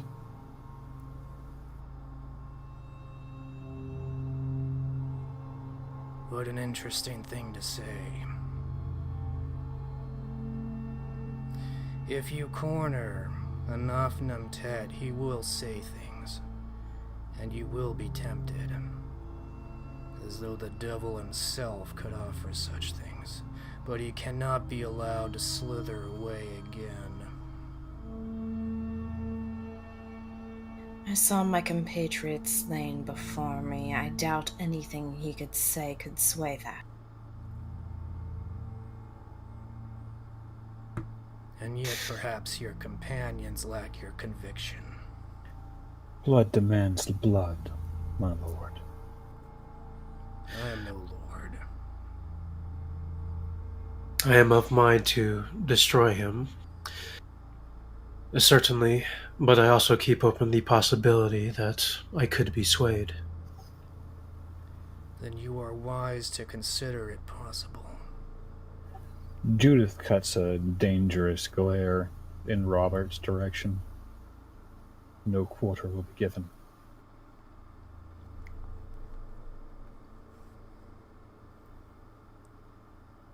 And what of you, Cassandra?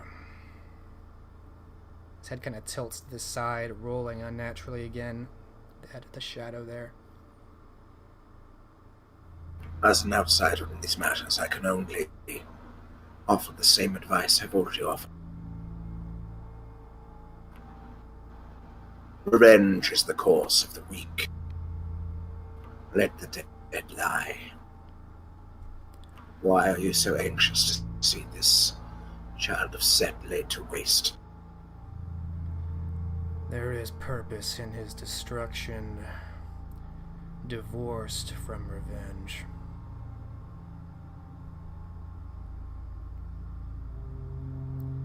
He is a danger, greater than appreciated.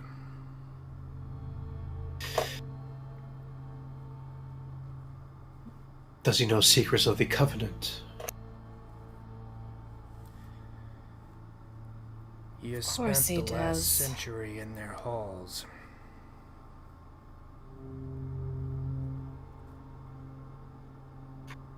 I was hoping you would have more knowledge on what he knows, since you know his danger he possesses.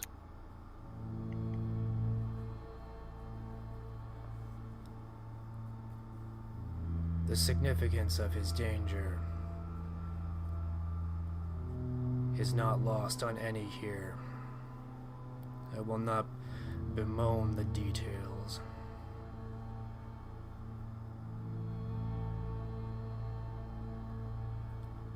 Was it you I sensed at the dock?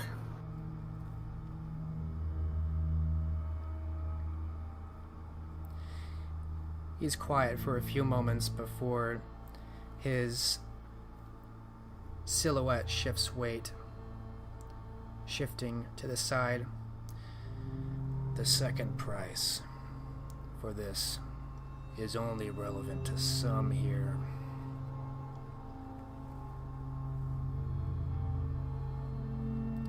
Some of you may be aware of other parties involved in what happened to Cormac de Courcy.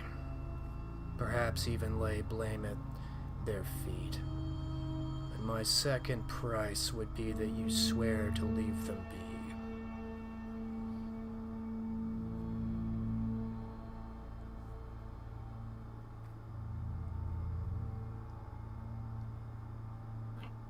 To what is he referring, Eleanor? You said the Setite acted alone. I'm curious as well.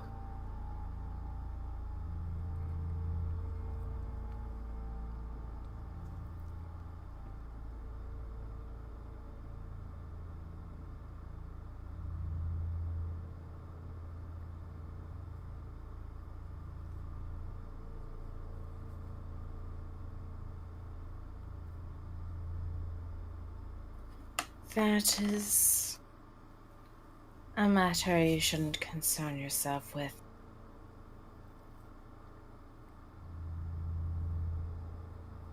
I will allow you to debate what needs to be known at another time. What I need to know is if this is an acceptable agreement for those who are aware.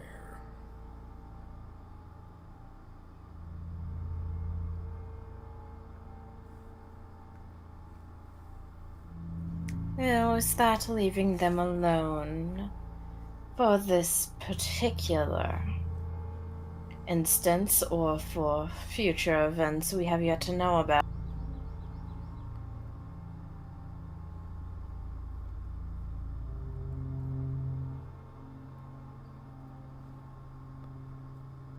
I do not expect you to give them free rein over any transgression, but in this moment, for this time, and for the act which you likely attribute blame,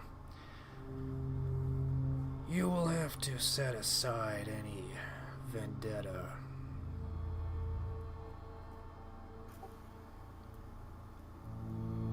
Insofar only as it relates to Cormac. Yes.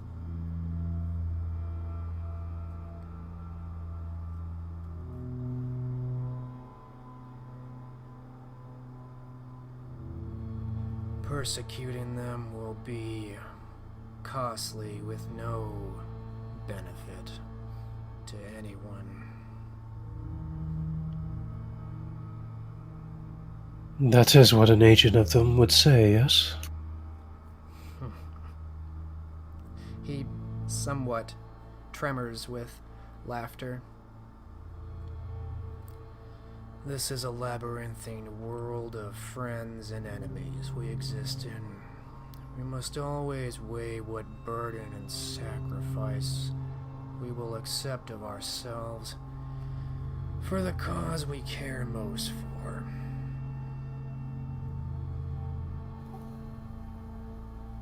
If it isn't too bold to ask, then, which cause would that be for you?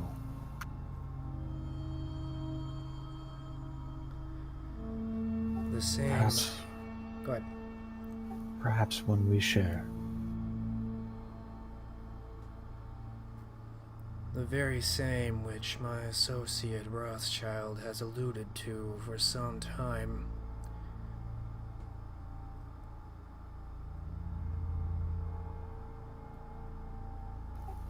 Judith snaps a quick nod. Then it is so sworn.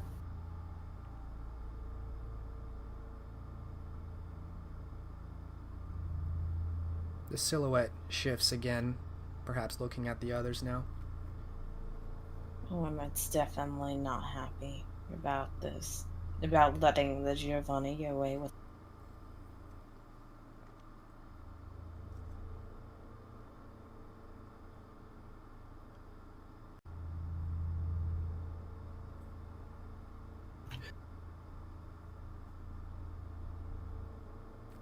From what I know, at least catching the direct killer of Cormac is enough. You will be doing much greater good than simply avenging your fallen companion, I assure you.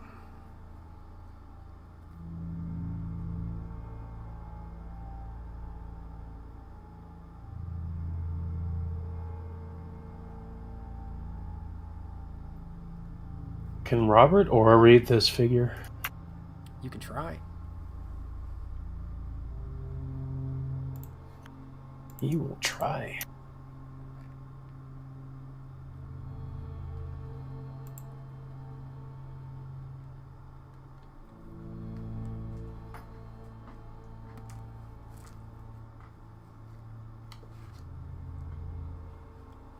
So doing read the soul. Mm-hmm. Okay. Is it difficulty 8? I believe this is the one I house ruled down to 7. 7, okay. So perception, empathy, difficulty 7.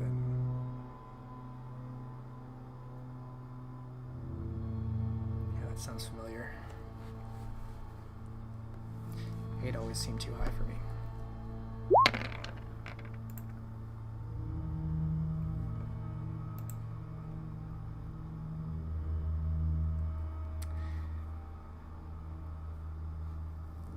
You're not able to focus. Maybe it's the glare of the moonlight and the light from this candle interrupting or distracting your senses. It's hard to focus on him right now.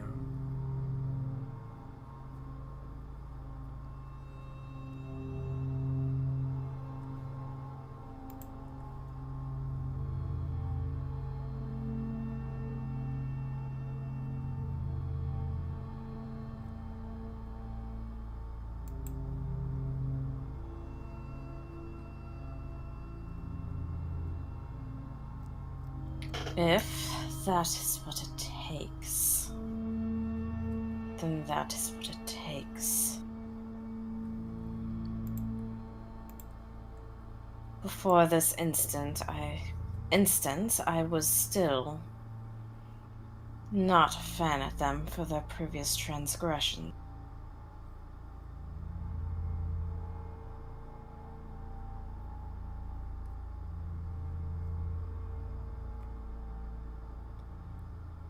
Agree to these terms.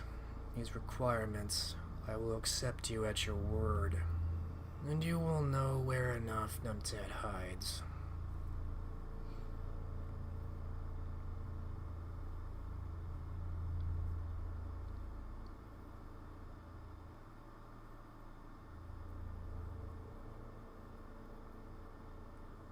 Very well.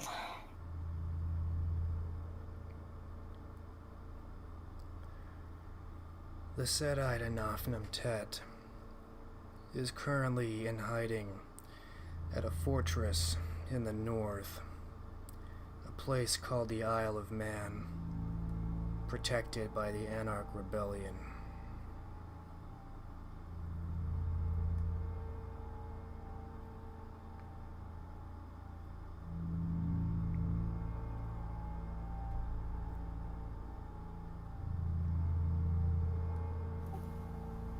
Are they aware of it? Very.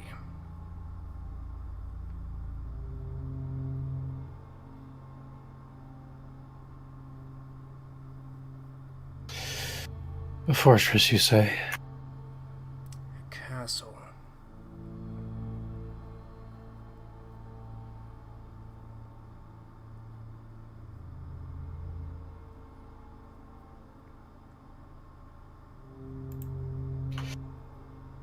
I see. Plans will have to be made.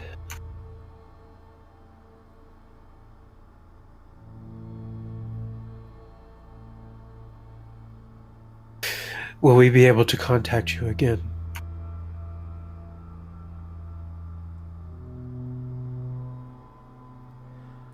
For what purpose?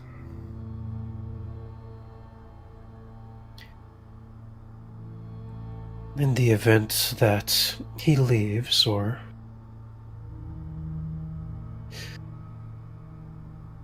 after the deed is done.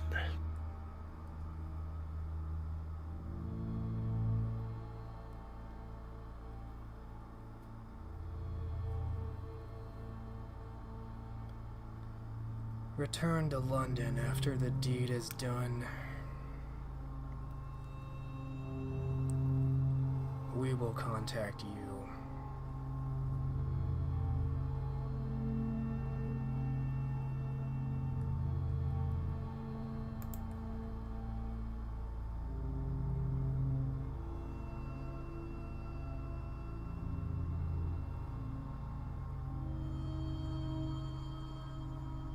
What is Elena's reaction to this? She is definitely not happy about the situation. But it does give a location, and they can act on it.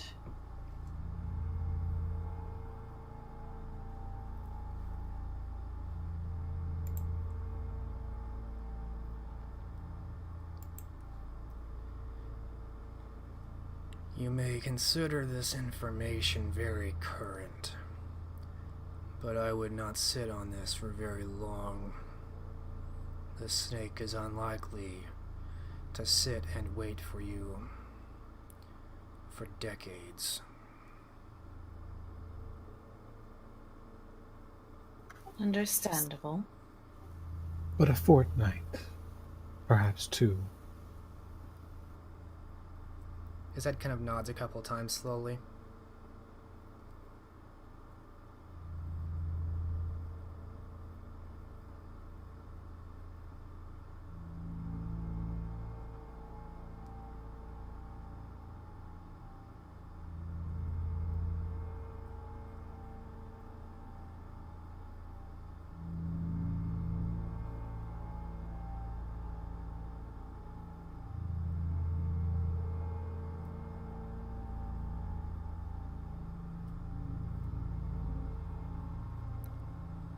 What is Nicholas doing at this time? Nicholas is just watching the shadows, placidly, trying to discern what personal stake this shadowy figure might have in the whole affair. Actually, he too is going to try to read his aura. Absolutely, same roll.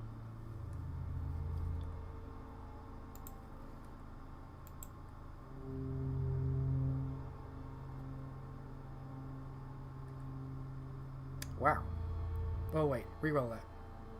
Yeah, that came out wrong.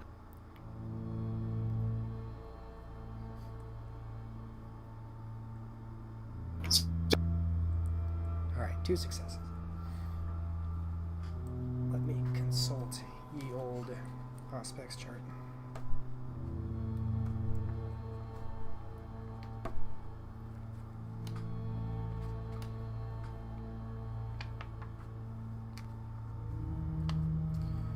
Alright, 2 successes.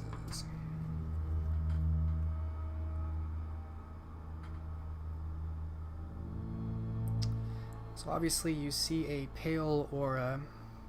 Whoever this is definitely a Canite. And let's see here.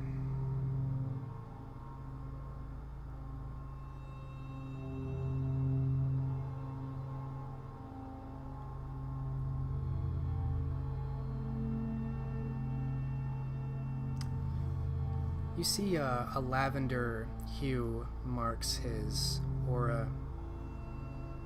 Very conservative demeanor.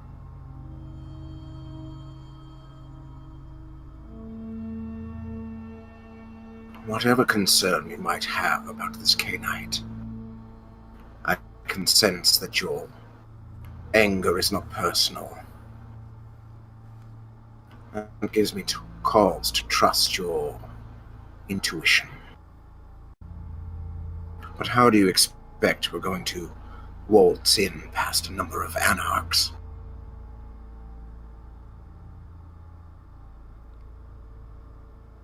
How indeed. And his weight shifts again, the silhouette moving. I may have an answer to that particular quandary, but I'd rather not spoil it.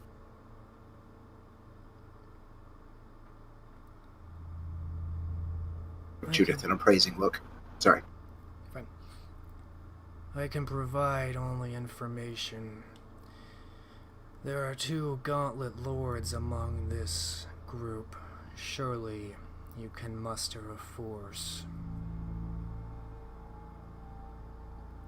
That is something I am more than capable of doing. I will let you determine the best way of extinguishing Anafnemtet, so long as the deed is done.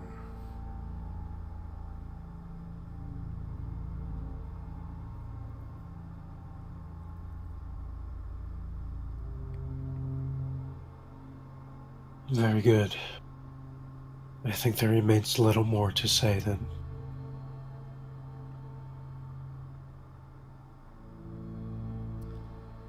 As you say.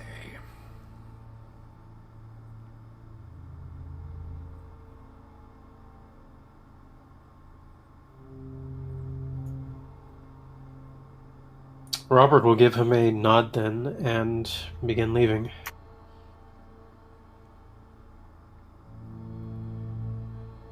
And the others? Ned will leave as well. If it was you from before, my offer stands. And he'll give him a brief and coy smile before turning and leaving with the others. You hear his voice gently from behind you. It is sometimes safer not to see everything, Mr. Ridley. Remember that. That door swings both ways.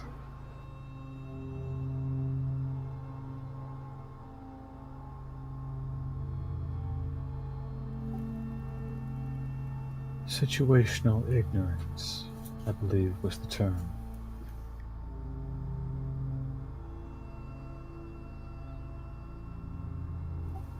Judith will linger a while.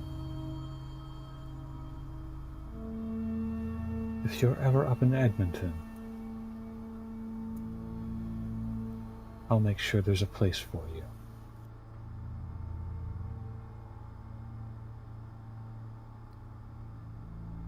If I am ever in Edmonton, I assure you, you will not know. I didn't ask you to tell me.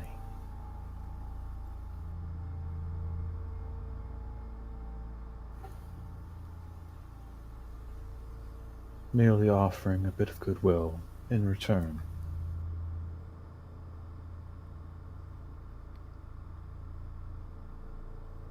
He is silent, and the silhouette is still as a statue.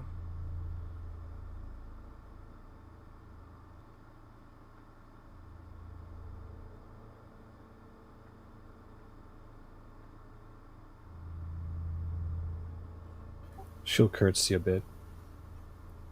Give Rothschild my regards, and then she'll turn to leave.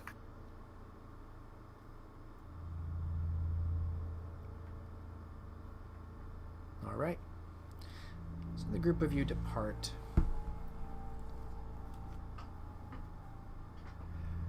Leaving the figure upstairs and making your way back out into the streets.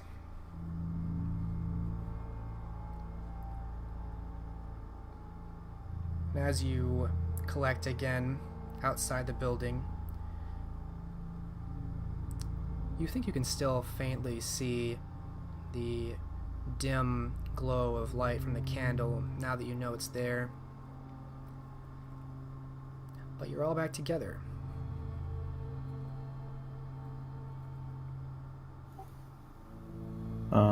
Judith's going to keep an eye out for the boy she dominated. And eventually she's going to have to track him down just so the building doesn't get set up.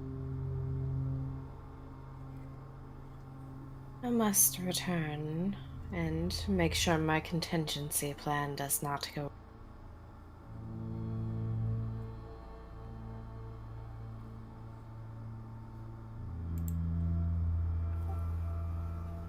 I'll need to linger here a while for the same reason.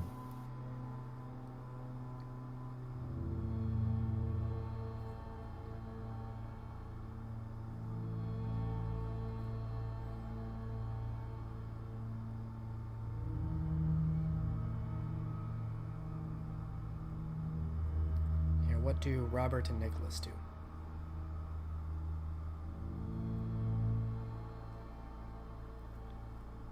What did Judith and them say they're doing? Did I hear them saying they're...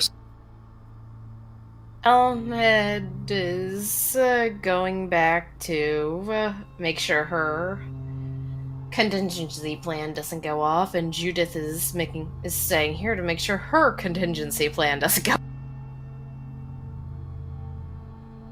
Alright. Then Nicholas plans to stay around as well. At least until everyone's ready to depart. Ellen is departing. Judith is not. We don't know what Robert's... Robert is going to depart. What time is it, would you say? Maybe 3:30 in the morning, roughly.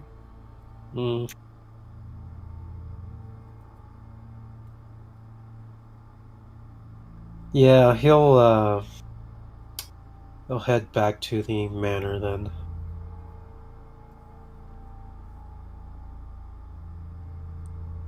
Nicholas will still stay behind with Judith. He hasn't had a chance to talk to her, really. Well, in that case, Judith will relay the description of the boy she influenced. Keep watch for him. Wouldn't want him to do anything rash.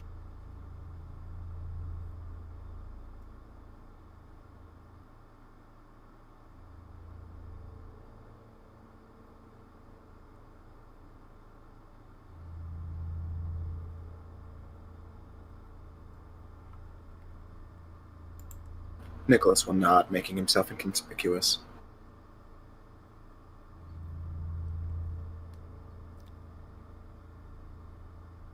Alright, you both fall silent waiting for the boy to come back? Probably not.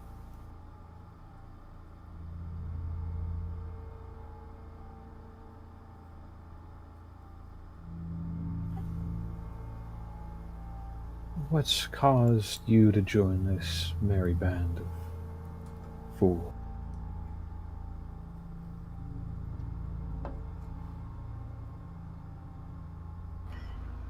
Call it a macabre interest. Death seems to follow you everywhere you go.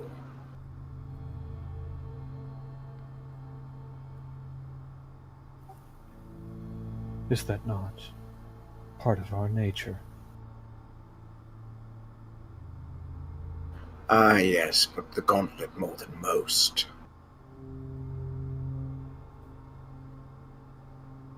One entire gauntlet wiped from the face of Earth. Another down to only 2. But I must say, this will aid my research immensely. I am not a member of the Gauntlet.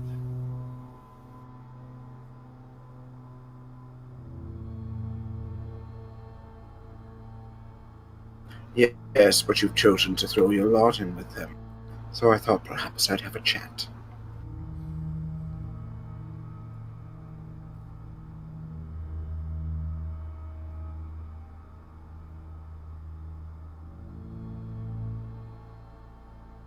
There are many things about you that have not escaped my notice. Me personally, or the Gauntlet? You personally, my dear. Oh, such as? We'll start with the most obvious, the sword you wear at your side. I know to whom it belonged. I was there when it was collected. This leads me to believe you had some sort of emotional attachment to the deceased. And you are ready to seek vengeance, that much I see. Yet you hesitated up there. When told where Anafnemtet was being kept, why is that? I'm not unfamiliar with the group in question.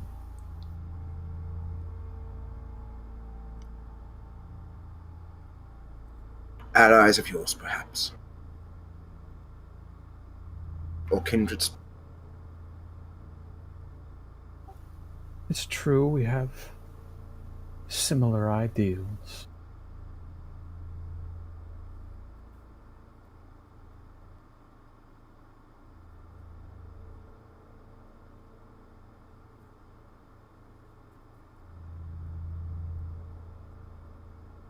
He nods slowly. There is also the matter of your posture, and what care you take into maintaining your symmetry.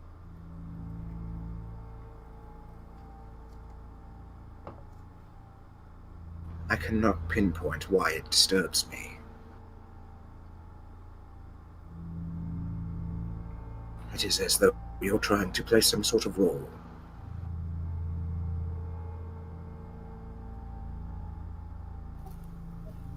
Interesting.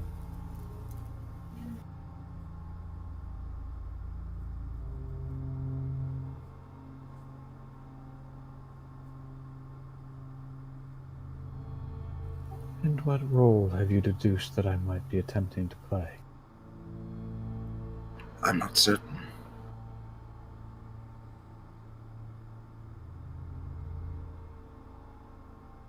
Nor do I expect you to divulge it.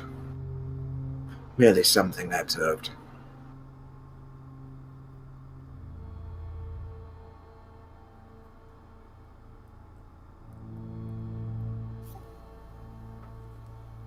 For now, I'll keep my secrets, but rest assured, by the time we arrive at the Isle of Man, you'll understand, I'm sure.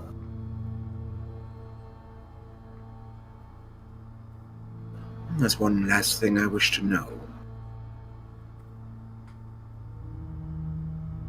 How are you feeling right now, my dear?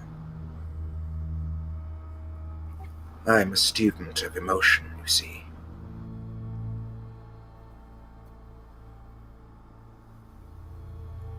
A bit impatient, anxious. I'd very much like to not have this building burnt down.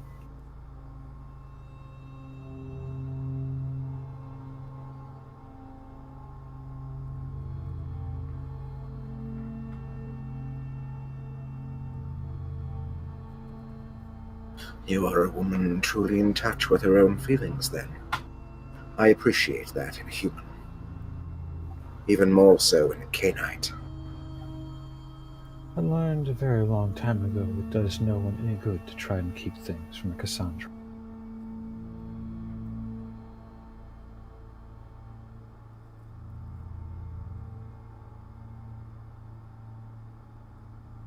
Do you think I'm curious merely because I'm a Cassandra? If you wish to label me by that vulgar term. Or because I'm interested in you personally. I think you are curious by nature. I think the fact that you are Cassandra simply heightens this curiosity. And I think your studious nature has been further heightened as well. I can tell you that my lineage is incidental. It was a Cassandra who found me, yes, and a Cassandra who turned me. But I am not like most of my brothers.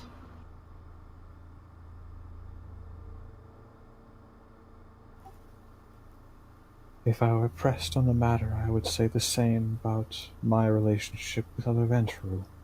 But then again, we are what we are.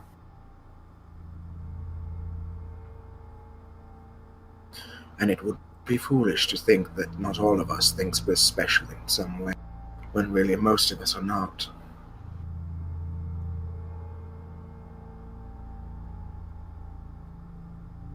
But I think in your case at least, that's true.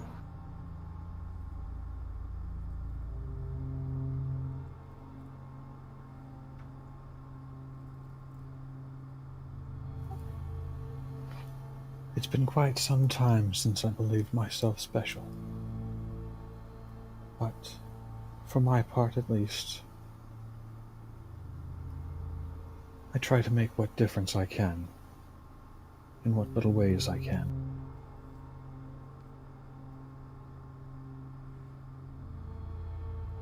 How very noble.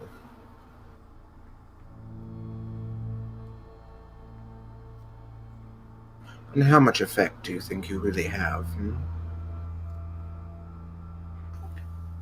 Little and less. But I may make the lives of some peasants more pleasant. And I may put a bit more coin in the pockets of those that need it.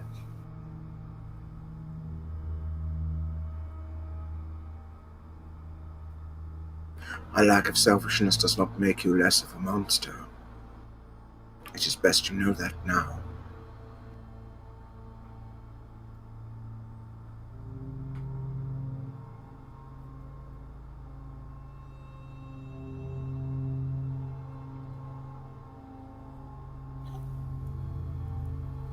No. But selfless acts please me, all the same.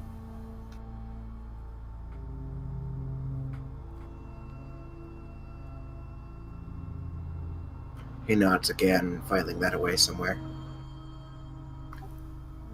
If only to balance the scales.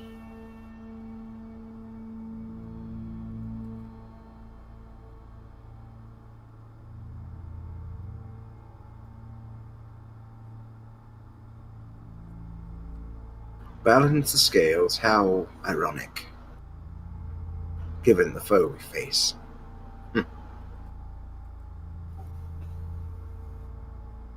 Told I'm quite good at the odd double entendre.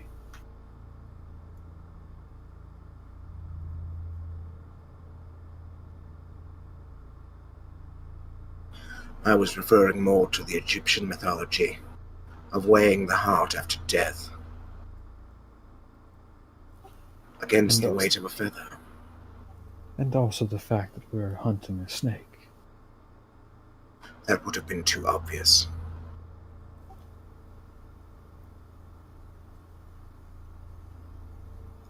It is called a double entendre for a reason.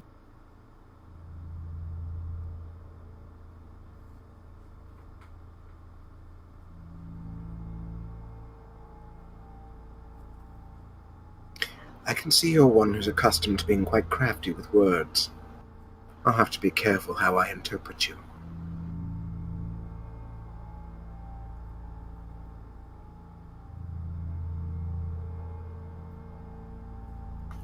I have found it best to couch the truth carefully.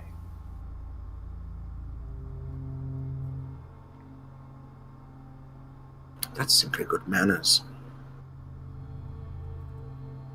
People so rarely want to truly hear the truth. Perhaps that's what about my lineage that frightens them. And not the so-called madness.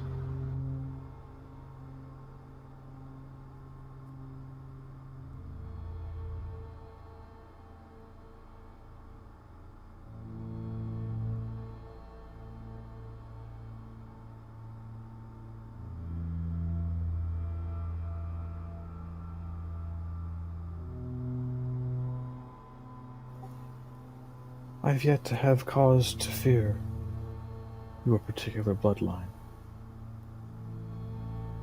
I suppose it just takes time.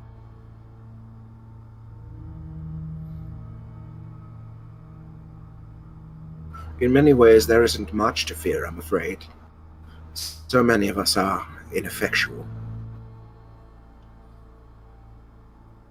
But to those who do truly see, those who can burrow like a worm through the heart, those are the ones you should fear.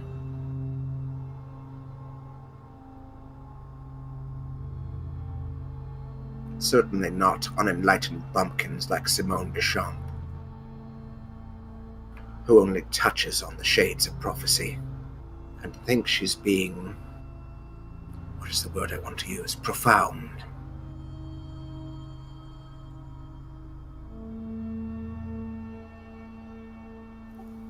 I think perhaps you give the lady too little credit.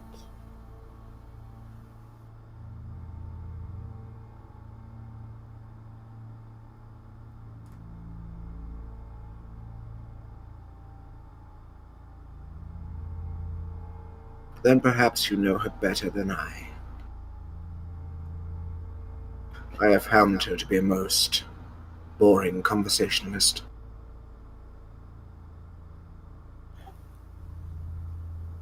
Difficult to follow, to be sure. Never boring, though sometimes standoffish.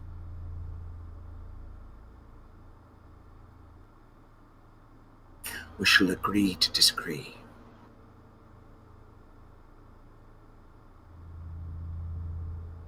In the meanwhile, we've caught no sight of this boy.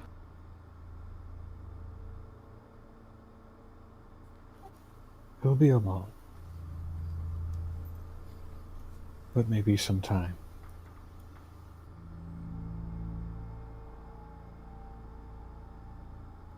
If speaking with me makes you uneasy, we can resort to silence. Not at all. I simply don't know what you'd like to hear. If you have questions, or simply wish to speak of philosophy, the value of commerce.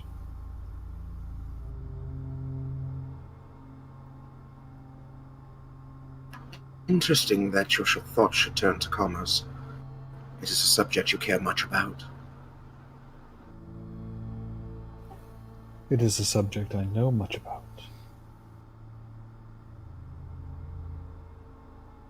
Then speak to me of commerce, and I'll learn what I can.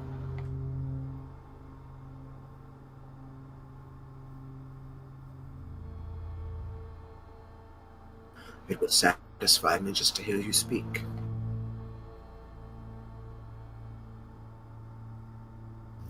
Judith does her best to not look unnerved by that particular phrase.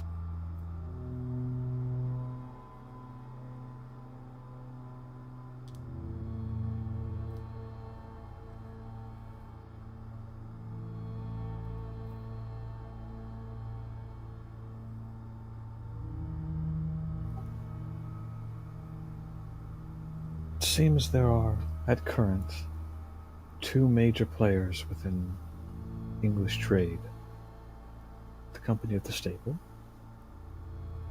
and the Worshipful Company of Mercers. The Staple is recently re-engaged by its leadership,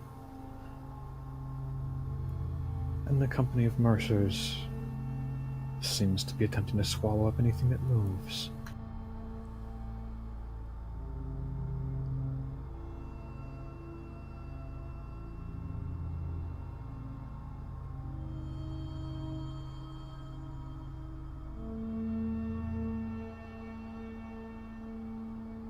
And you have stake, I assume, in one side or the other.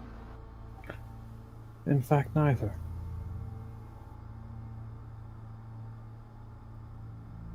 I could have guessed that, given what I know about you already.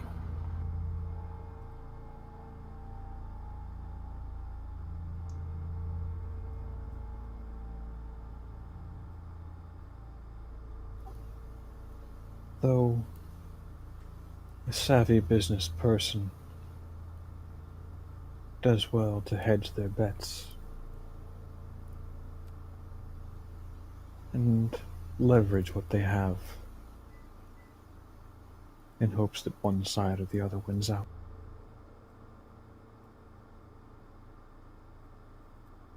So it is also in love and war.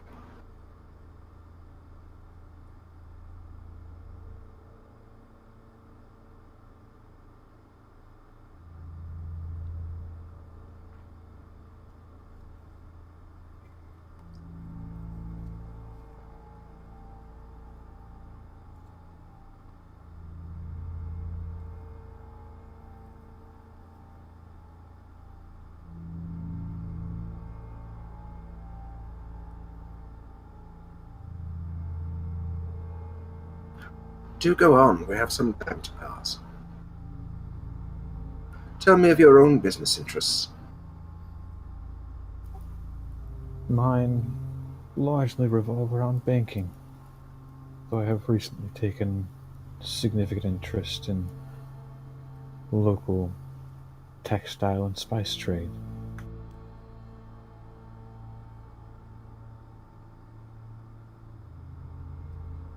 A woman with her hand in many pies. I like that. She'll quirk a small grin.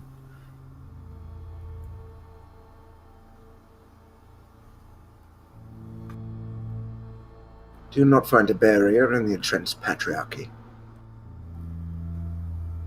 Of course. I lack a cock, and therefore they find me lacking in other ways. But I find most merchants value coin.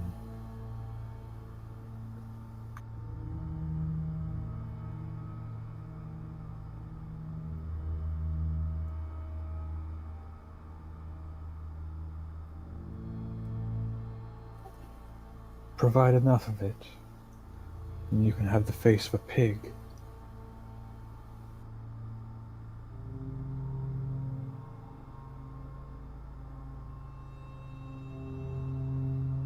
That is a feature you're most certainly lacking.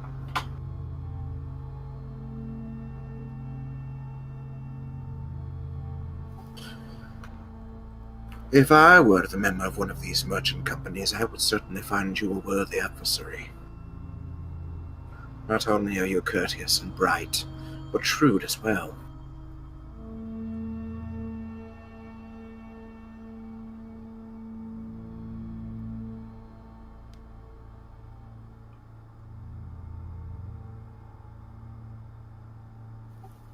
It's unfortunate that we'll need to make way for the Isle of Man so quickly. I had actually hoped to stop off in Canterbury. I understand there is a contact I might wish to speak with in that regard.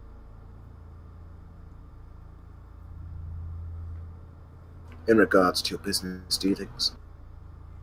Precisely.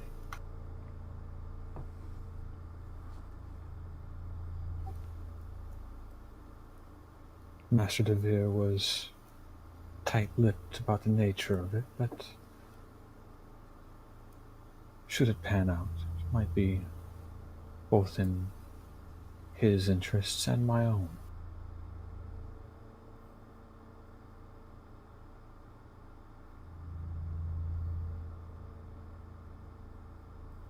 I do think I shall find the company of all three of you most stimulating.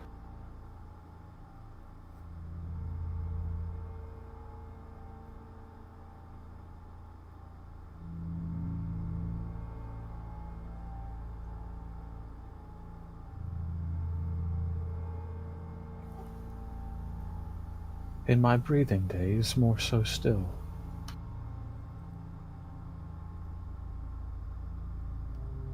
She'll grin a bit.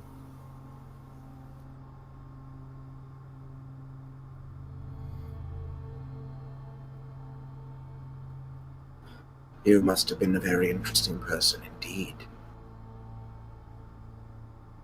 If what you were trumps what you are.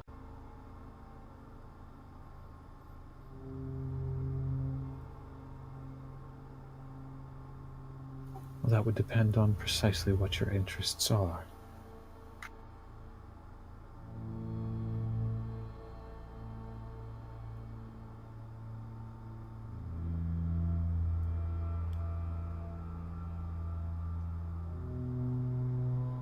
I have laid bare some of them already. An interest in the mind, an interest in the soul.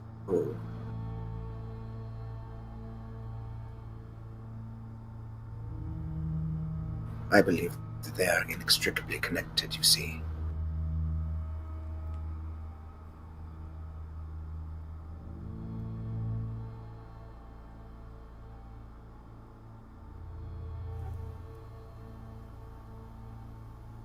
Well, if academic pursuits are of interest to you, then perhaps my mortal self would have been little of note.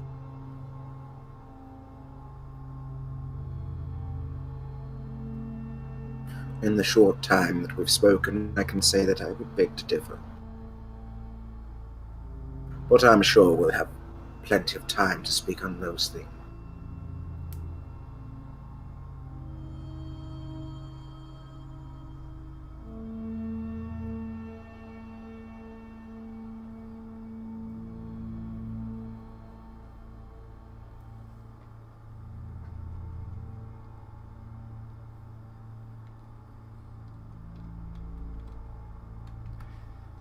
You end up waiting there close to the time that you told the boy to come back, and indeed when you do see the boy, you recognize Judith. He is holding a torch and walking with purpose towards the building.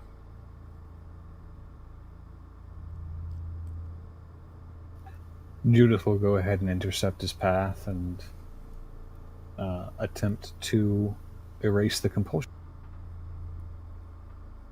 Ending the compulsion is easy enough, and he seems to be confused as to why he was holding the torch to begin with.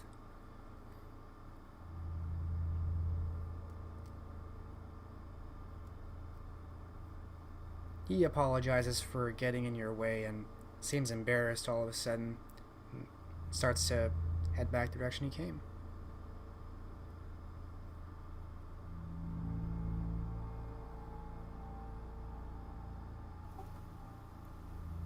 Well, at least he was punctual.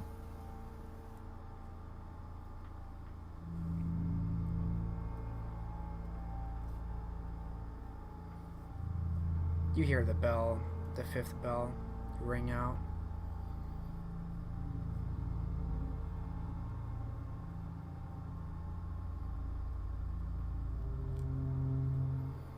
She'll go and find Nicholas. It seems our purpose for being here is at an end.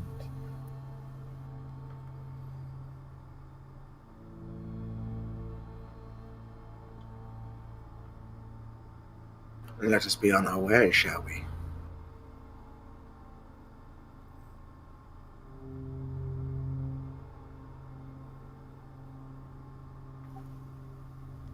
Do you mean to remain within the Gauntlet's manor?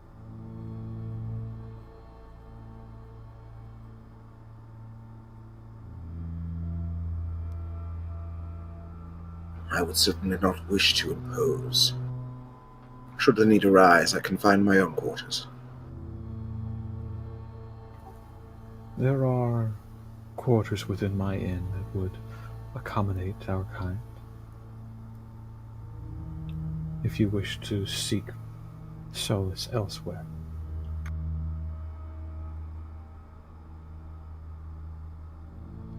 In the company of humanity rather than shadows.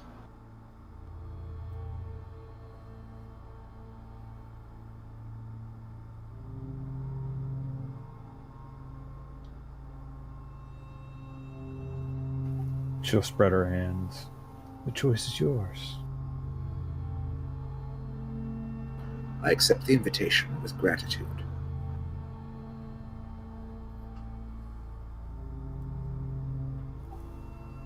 Very good.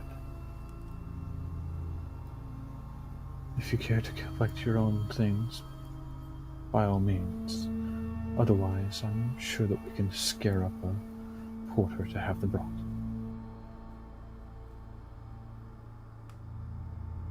What a telling choice of words. Are you headed to this place presently? I am. Then for now I shall accompany you.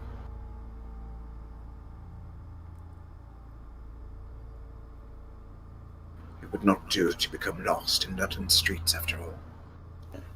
No, she is quite the winding mess at times.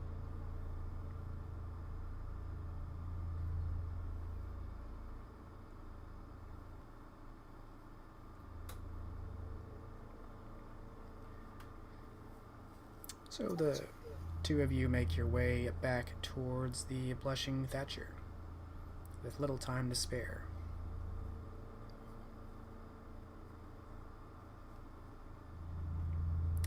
And Elenid, you are more than able to keep Gertrude from delivering a false message. The night is otherwise uneventful.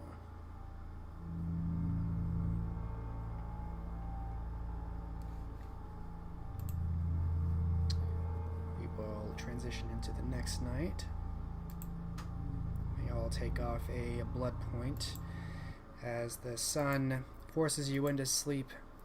In the following evening, your bodies awaken again.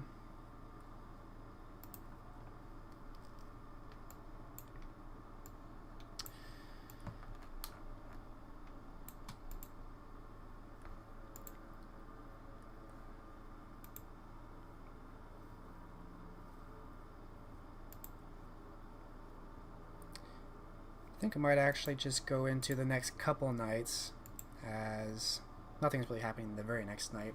But over the next couple nights, Robert, if you pay any attention at all to the court politics of the kind, there is a development. He does. Yeah, I imagine. There is a development from your plot. I would like you to roll a 1d10.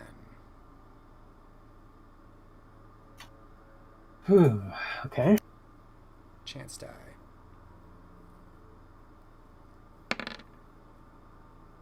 Okay. So you hear that there was some accusation made.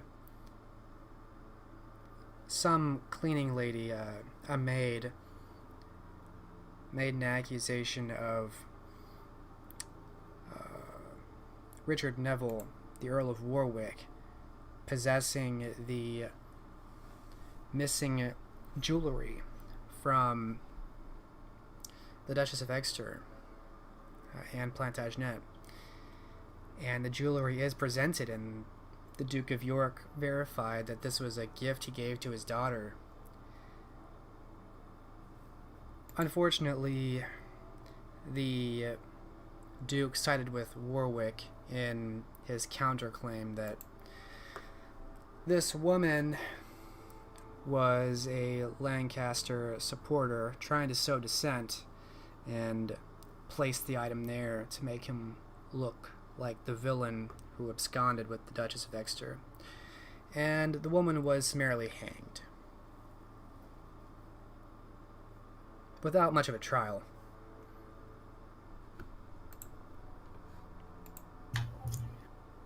Well, not the desired effect, but Robert at least knows that this will bring up less questions. Or does he? You want to roll for that? That he thinks it will bring up less questions? Yeah. Yeah, an intelligence politics roll. Standard difficulty.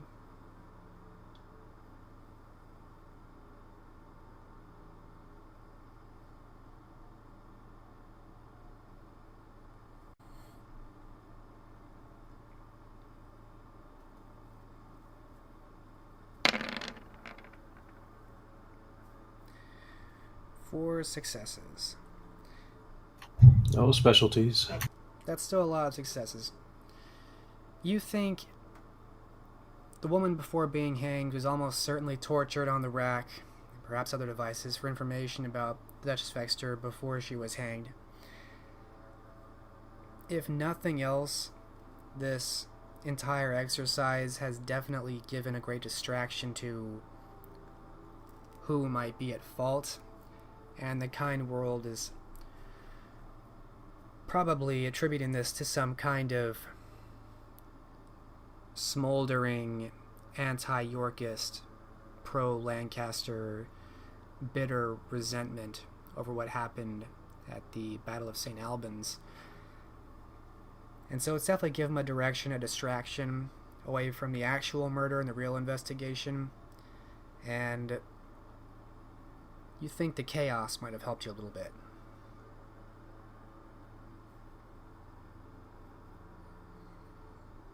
Is this a temporary thought, or...? It's hard to say.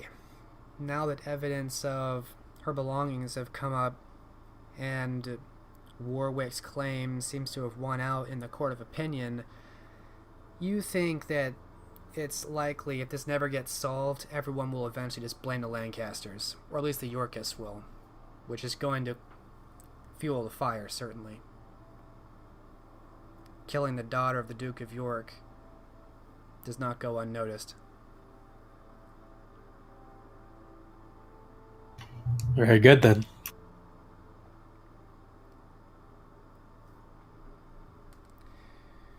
All right.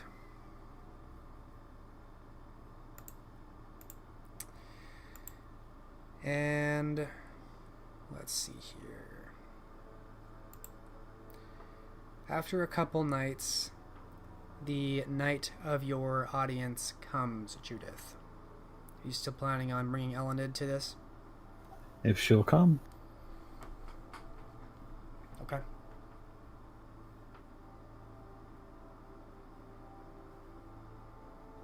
Elened will, in fact, go along. And is any alert or notification made to Robert or Nicholas, who are both also sharing the same manor that Elenid's staying at? Nicholas is at the Blushing Thatcher now. Oh, that's true. So is he notified or given any explanation? I mean, Judith has no reason to lie about it. She has an audience with the prince.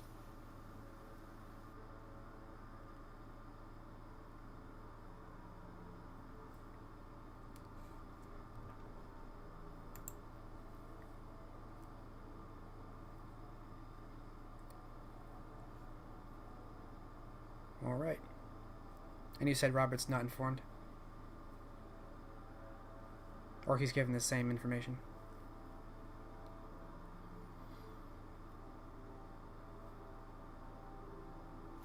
I mean, Elenid?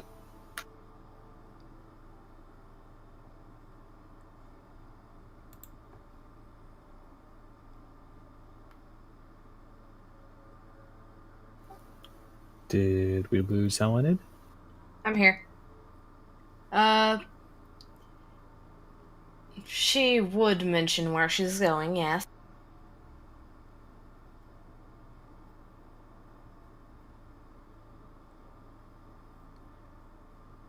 All right.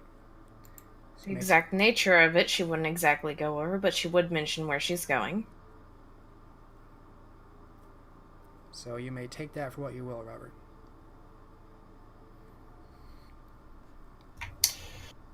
Meeting with the prince, eh? Well, he doesn't have anything better planned this night. I'll go attend.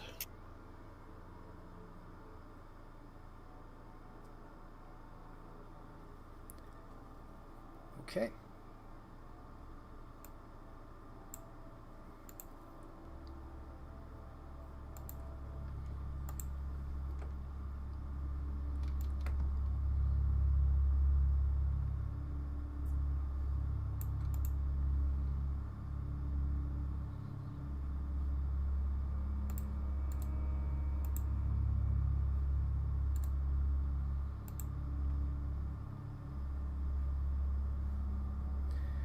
So you accompany Judith to a private audience with the prince.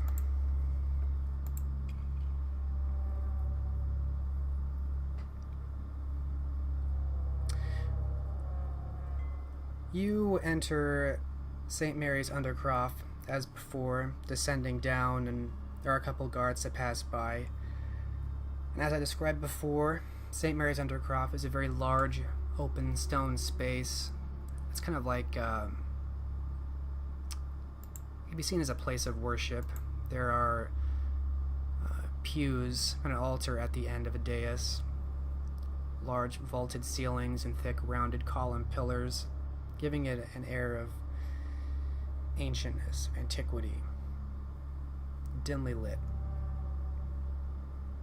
The only inhabitants, after the doors close behind you and your companions, you see ahead Prince Ambrose, the Seneschal Genevieve Silvers, and the Sheriff Cash, waiting at the dais.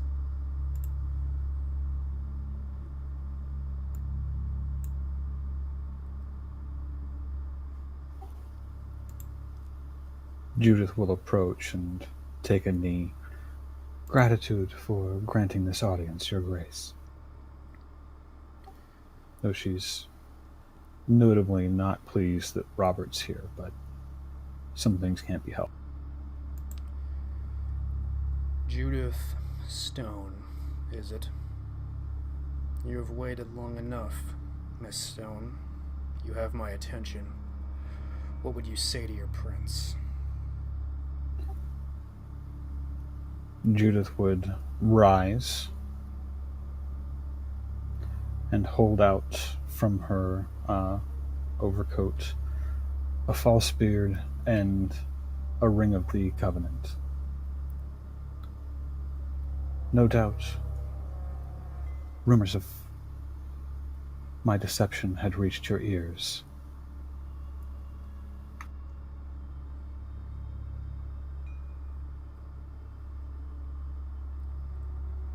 Robert, you see a familiar-looking ring and beard.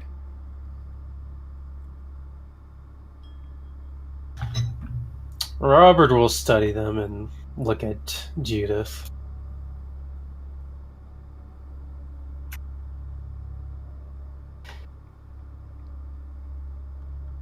Does Judith indeed seem to be the same height?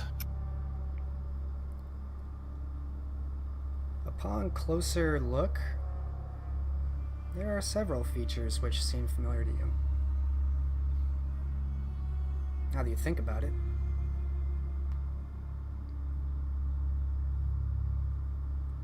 Robert frowns deeply, but says nothing as he continues to listen in.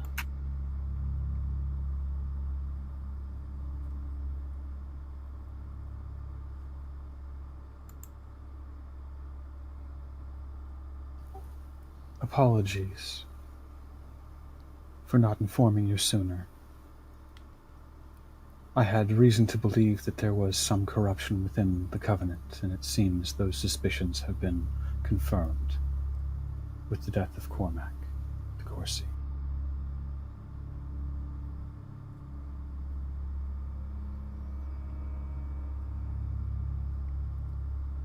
Ambrose doesn't break his gaze from you. He seems not to have rage or surprise. He maintains this cold, flat affect, looking down at you. He doesn't take the ring or the beard.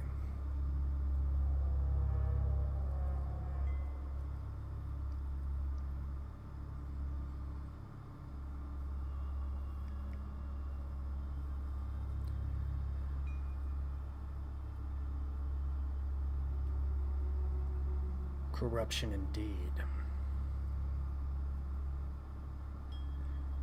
Perhaps you want to explain what your goal was in Edinburgh, then. We had sought allies, as instructed.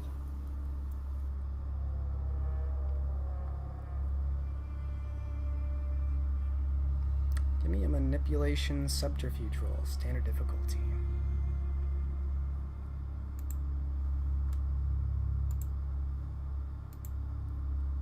Your omission specialty will be very important here.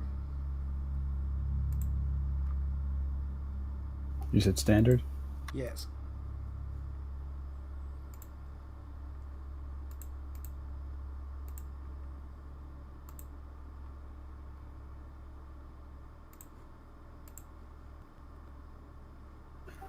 Also not wanting to give too much away too quickly, I'm going to go ahead and spend the willpower on this. Okay.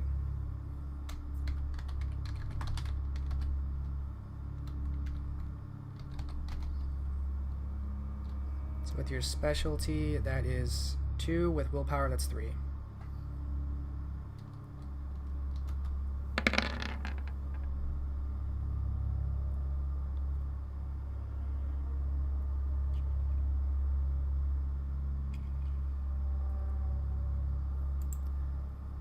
Allies, you say? Indeed. Allies for the self-same group that now defends Anafnemtet.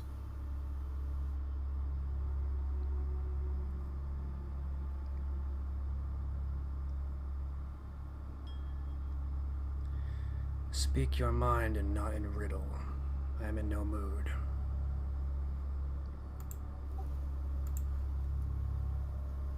We had gone to speak with the Anarchs. They asked that we prove our commitment by obtaining allies from Malcolm. We were to recruit their border reavers.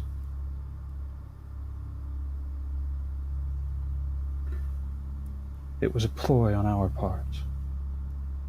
I had hoped to find our way within them, understand their plans, and direct our forces to stop them.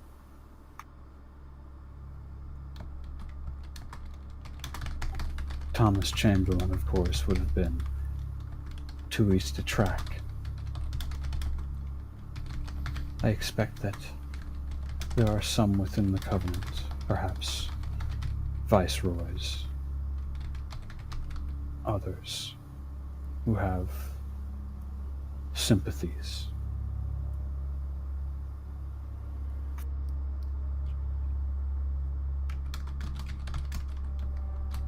I need another manipulation subterfuge roll. Specialty will not apply here.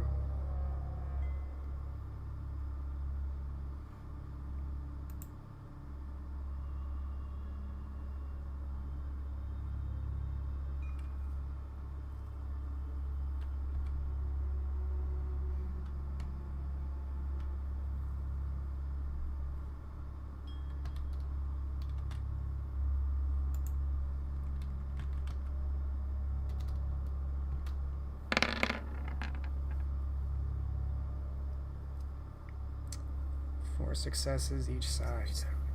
Am I the defender, or is he the defender? He is defending against lies. Boo.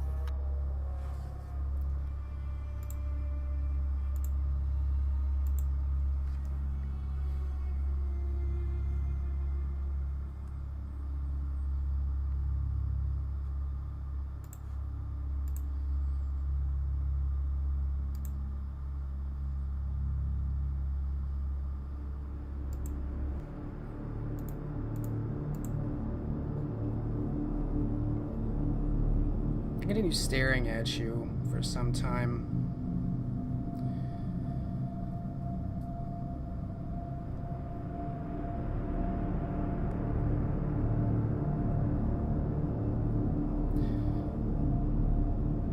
As we suspected, it seems you spoke some truth, Lady Silvers.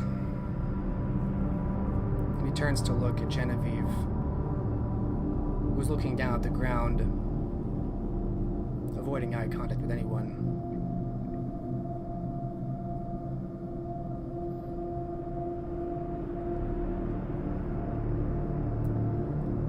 I am sorry, Judith.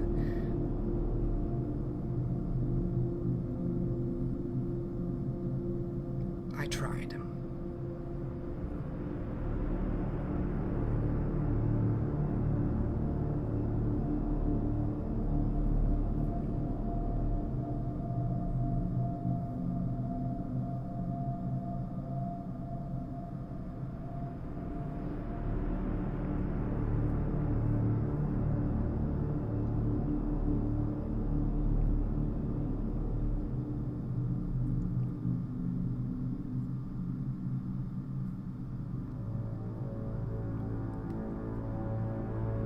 Ambrose turns back to look at you.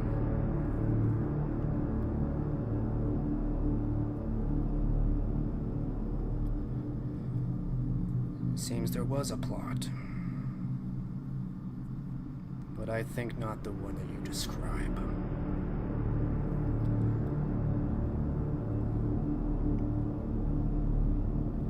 Ambrose looks over to Cash, who steps in from behind Genevieve and, to her surprise, knocks her from her knees, getting her down, and brings a sword to her neck from behind. Genevieve yelps out, "I do not understand. I did as you asked." "Unfortunately, what you provided was too little, too late, Miss Silvers. You've sired and harbored a traitor to the Covenant, and failed to act or inform me.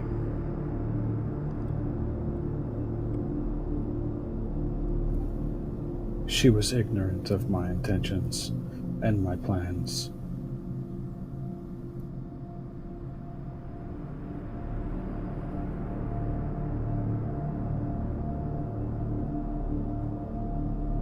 His glare turns back over you.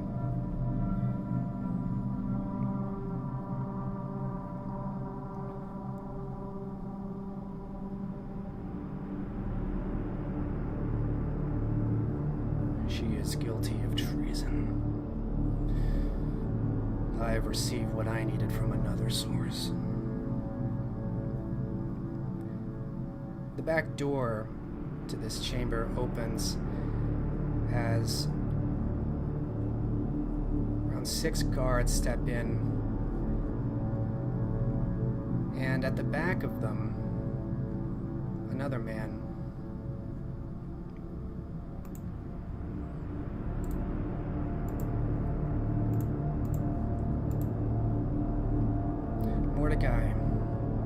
Mordecai Benjamin, the venture financier. Genevieve struggles from her knelt position to look without moving too much to see what's happening. You recognize Mordecai, Judith, a tall man with great curly black hair, or a great curly black beard and sharp brown eyes. Nondescript black doublet and hat, walking with a cane, looking smug as these guards come in.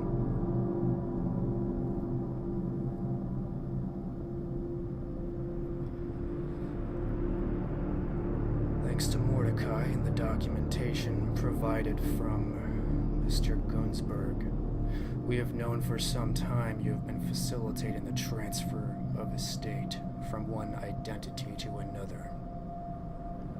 You have committed enough acts since then to this very moment. Now you will tell me, where are they?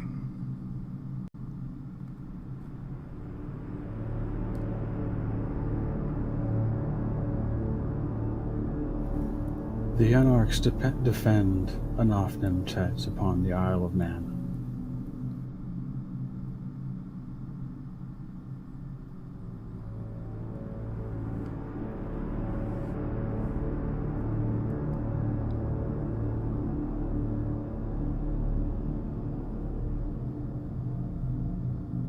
Why would they defend him? For his treason, then? I do not know, though I suspect it is because they believe him an asset. He has been within the courts of every Covenant prince, within the Covenant Council, for a number of years. He will have earned confidence, trust, faith. He will know where to hit, when to hit, and how hard, with how many numbers.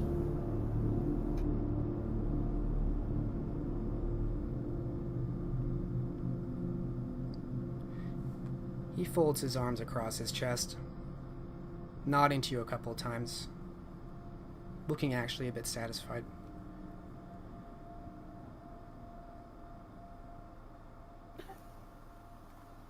As I said, my intent was to find faith within them. But obviously, if they are going to harbor a murderer, there is no bargaining with them.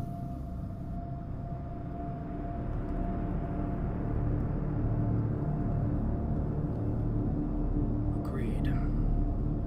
He nods a couple of times, looking over to Cash and nodding. And Cash raises his sword briefly before it comes down at imperceptible speed over Genevieve's neck, who has only a moment to look at you in the eye, Judith, letting out a blood-curdling scream for just a moment before it's cut short, her head severed. The silence fills the room as her eyes dissipate into a lifeless skull and rolls off the dais past the three of you. There is no negotiation with traitors.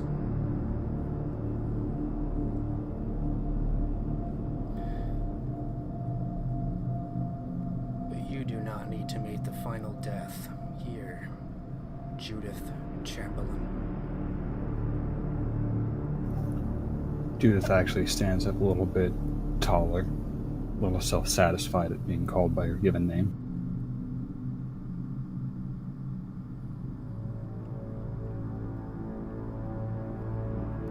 What are Ellenid's and Robert's reaction to watching the seneschal be executed?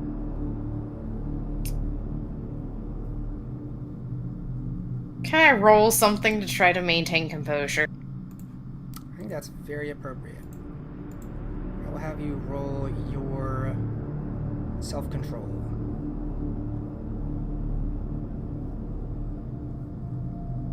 Difficulty is 6. Robert grimaces at her execution and looks very sad, giving a sad look towards Judith. I'm gonna spend a willpower on this, just in case.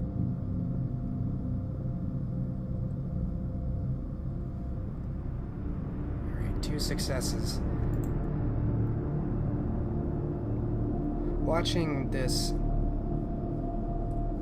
elder of esteemed status be so callously dispatched and so quickly is jolting to you, Elenid.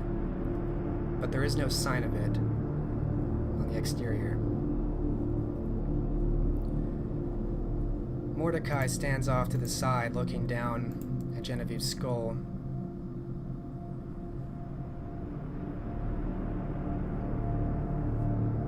He actually looks a bit disappointed, looking back to you, Judith. But Ambrose continues. You will continue to provide the answers the Covenant needs to cleanse this realm of treason. And once this is done, I will settle for your exile, rather your blood. Agree to this, or die where you stand.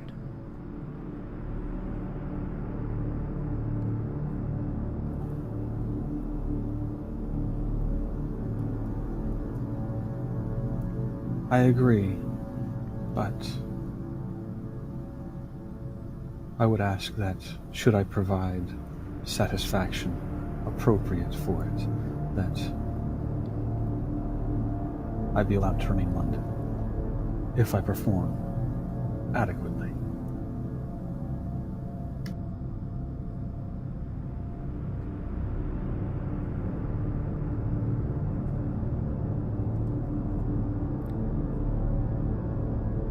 He steps down from the dais up to you, only slightly taller than you. He looks you in the eye. Make no mistake. You are a traitor. You will enjoy the mercy I have afforded you. And if you perform to our satisfaction, it will be at my leisure to decide your fate. Your offer is exile.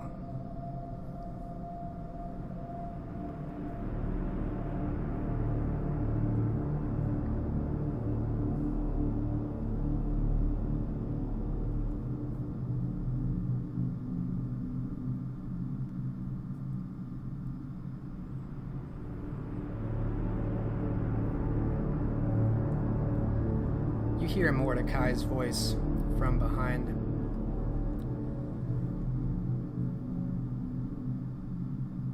I do wish you would decline. I paid a boon to be here for this moment. To see all this for myself. To think I was almost your sire.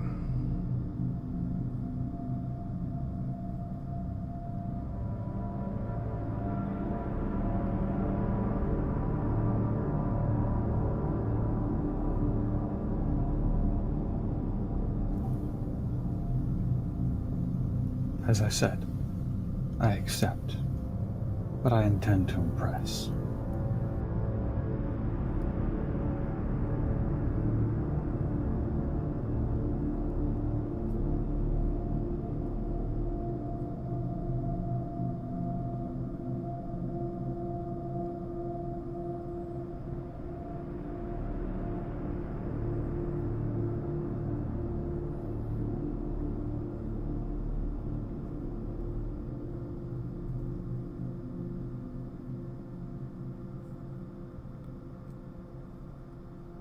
He waits a few more moments before turning back and stepping back to the dais.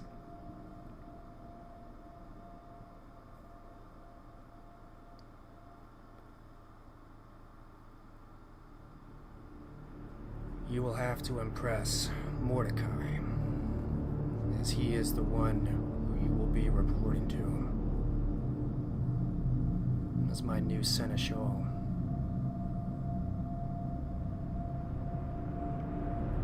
He will tell me of your feats.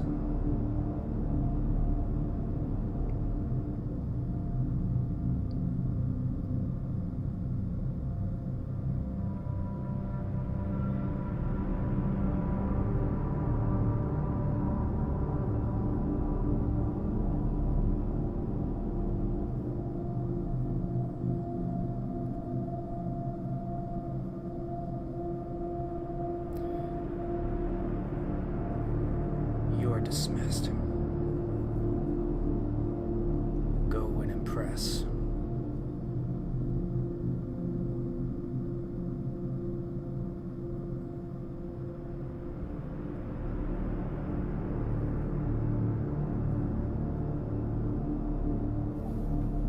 She'll bow, turn, and bid the aisle.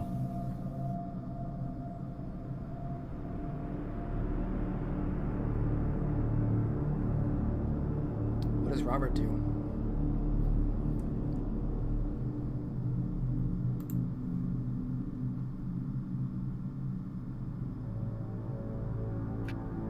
Robert will linger for a bit.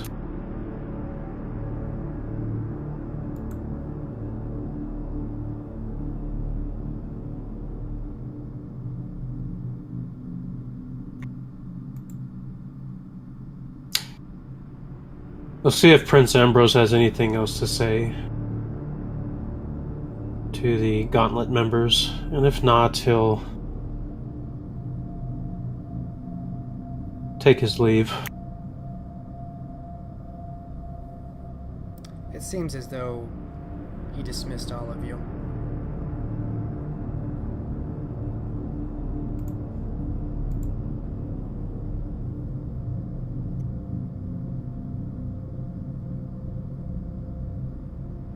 Then he will take his leave and wait for Mordecai, actually.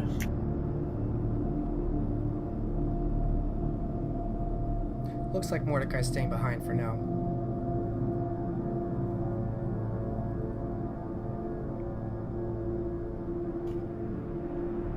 Well, he has nothing else planned right now, so he'll linger for a bit. And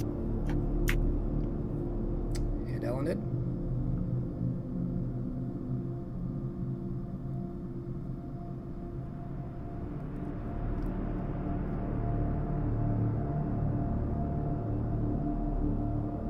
We were all dismissed, correct?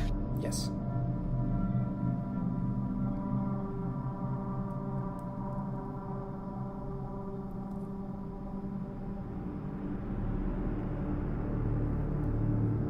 Then she will leave. She will not bring forth information to him without evidence again. She saw how well that went last. Yeah, it seems like this might be a bad time to do that.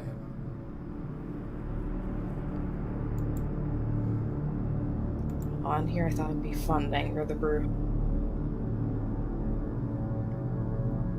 Alright, so you follow Judith out. Or stick with Robert.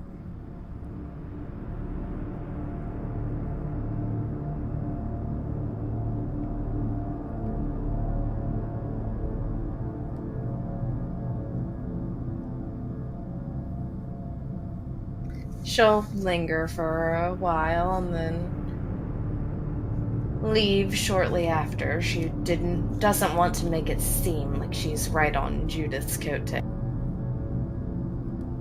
Understood. You give an appropriate amount of time before going out.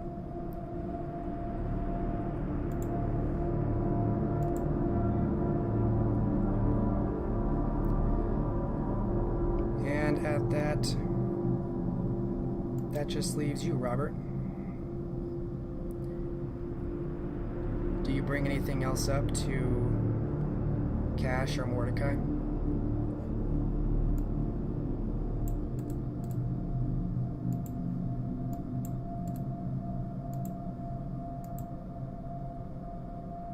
Or Ambrose, for that matter.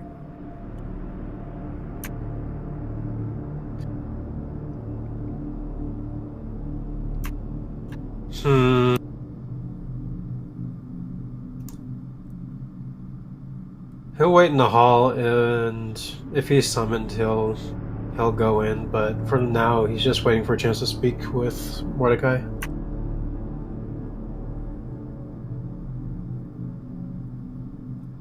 Alone, away from the others? Yep. Okay.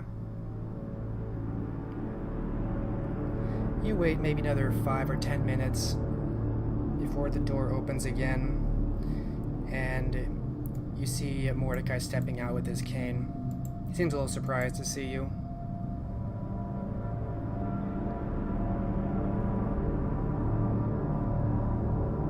help you, Lord Devere?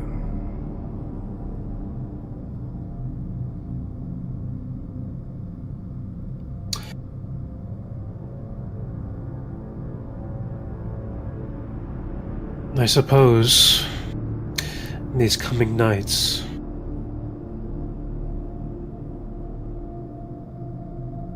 we will have things to speak on. I would like to get to know you.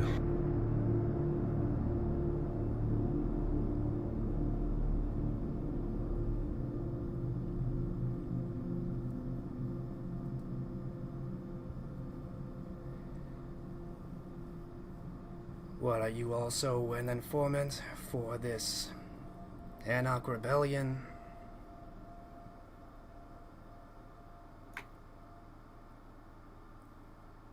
No. But that you notice the deception of one so close to me so easily. Or perhaps it was not easy. I do not know the extent of your knowledge.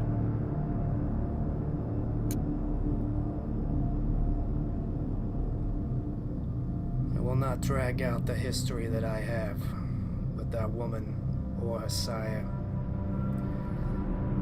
But you should know, given that that is your peer.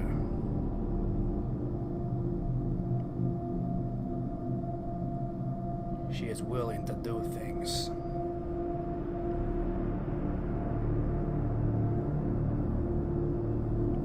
Horrible things for her own vendetta.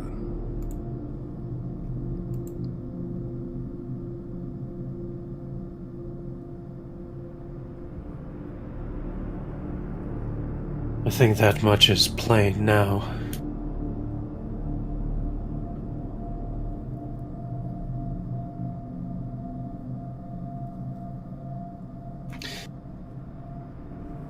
Perhaps one day you'll ask Judith about the 33 children she killed to take out one retired hunter.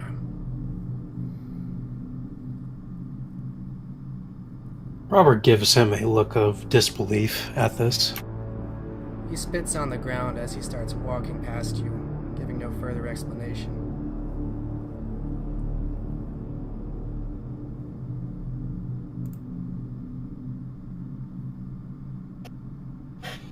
At that, Robert will clench his jaw and begin to leave.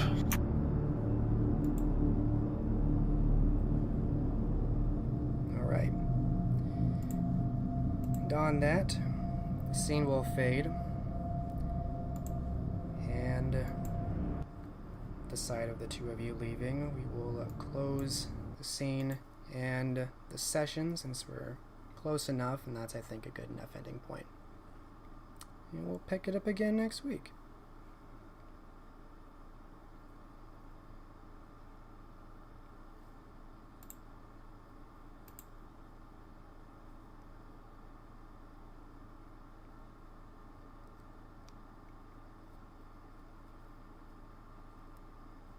Good game. Oof. Wow.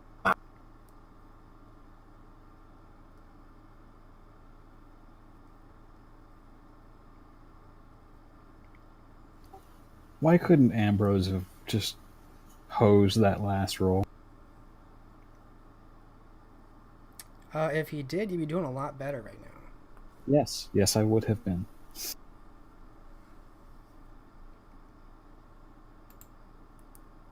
Yeah, that is very rough. Ugh. Bringing in some prelude content up to episode 39.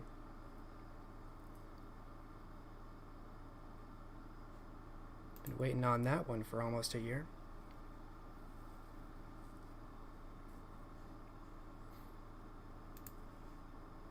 So we will do some entertaining role players. Let's start with Sarah. That's gonna go to Judith.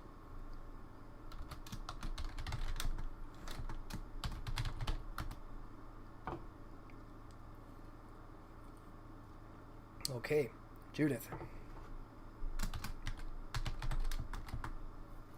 I like Nicholas. It was very engaging, in spite of the fact that I'm pretty sure Judith's sessions are numbered. You don't know that.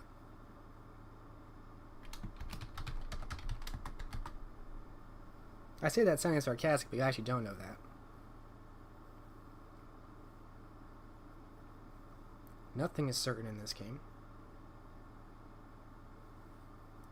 What about Nicholas? Judith, definitely. For many reasons, up to and including that last scene there. Last but not least, Robert.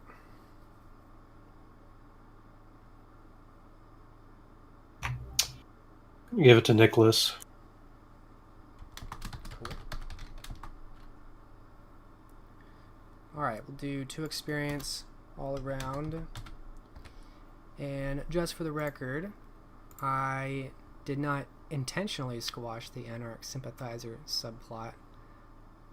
Oh, I know that. That's why I was saying it was not like an accusation. They just caught us at our game.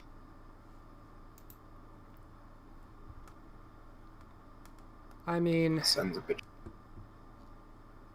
Judith could still pull a rabbit out of the hat. She's still alive. I just think And life is full of possibilities. It really is. So take that one and put it in your pocket. You walked out of here. Your sire didn't, but you did. Well, Judith's been wanting her dead for a while, so Yeah, it's not really a lot. she did kind of betray you. A lot. Yeah. So, good game. Next Saturday will be the last game before I'm gone for a couple weeks. But we'll pick it up again next week.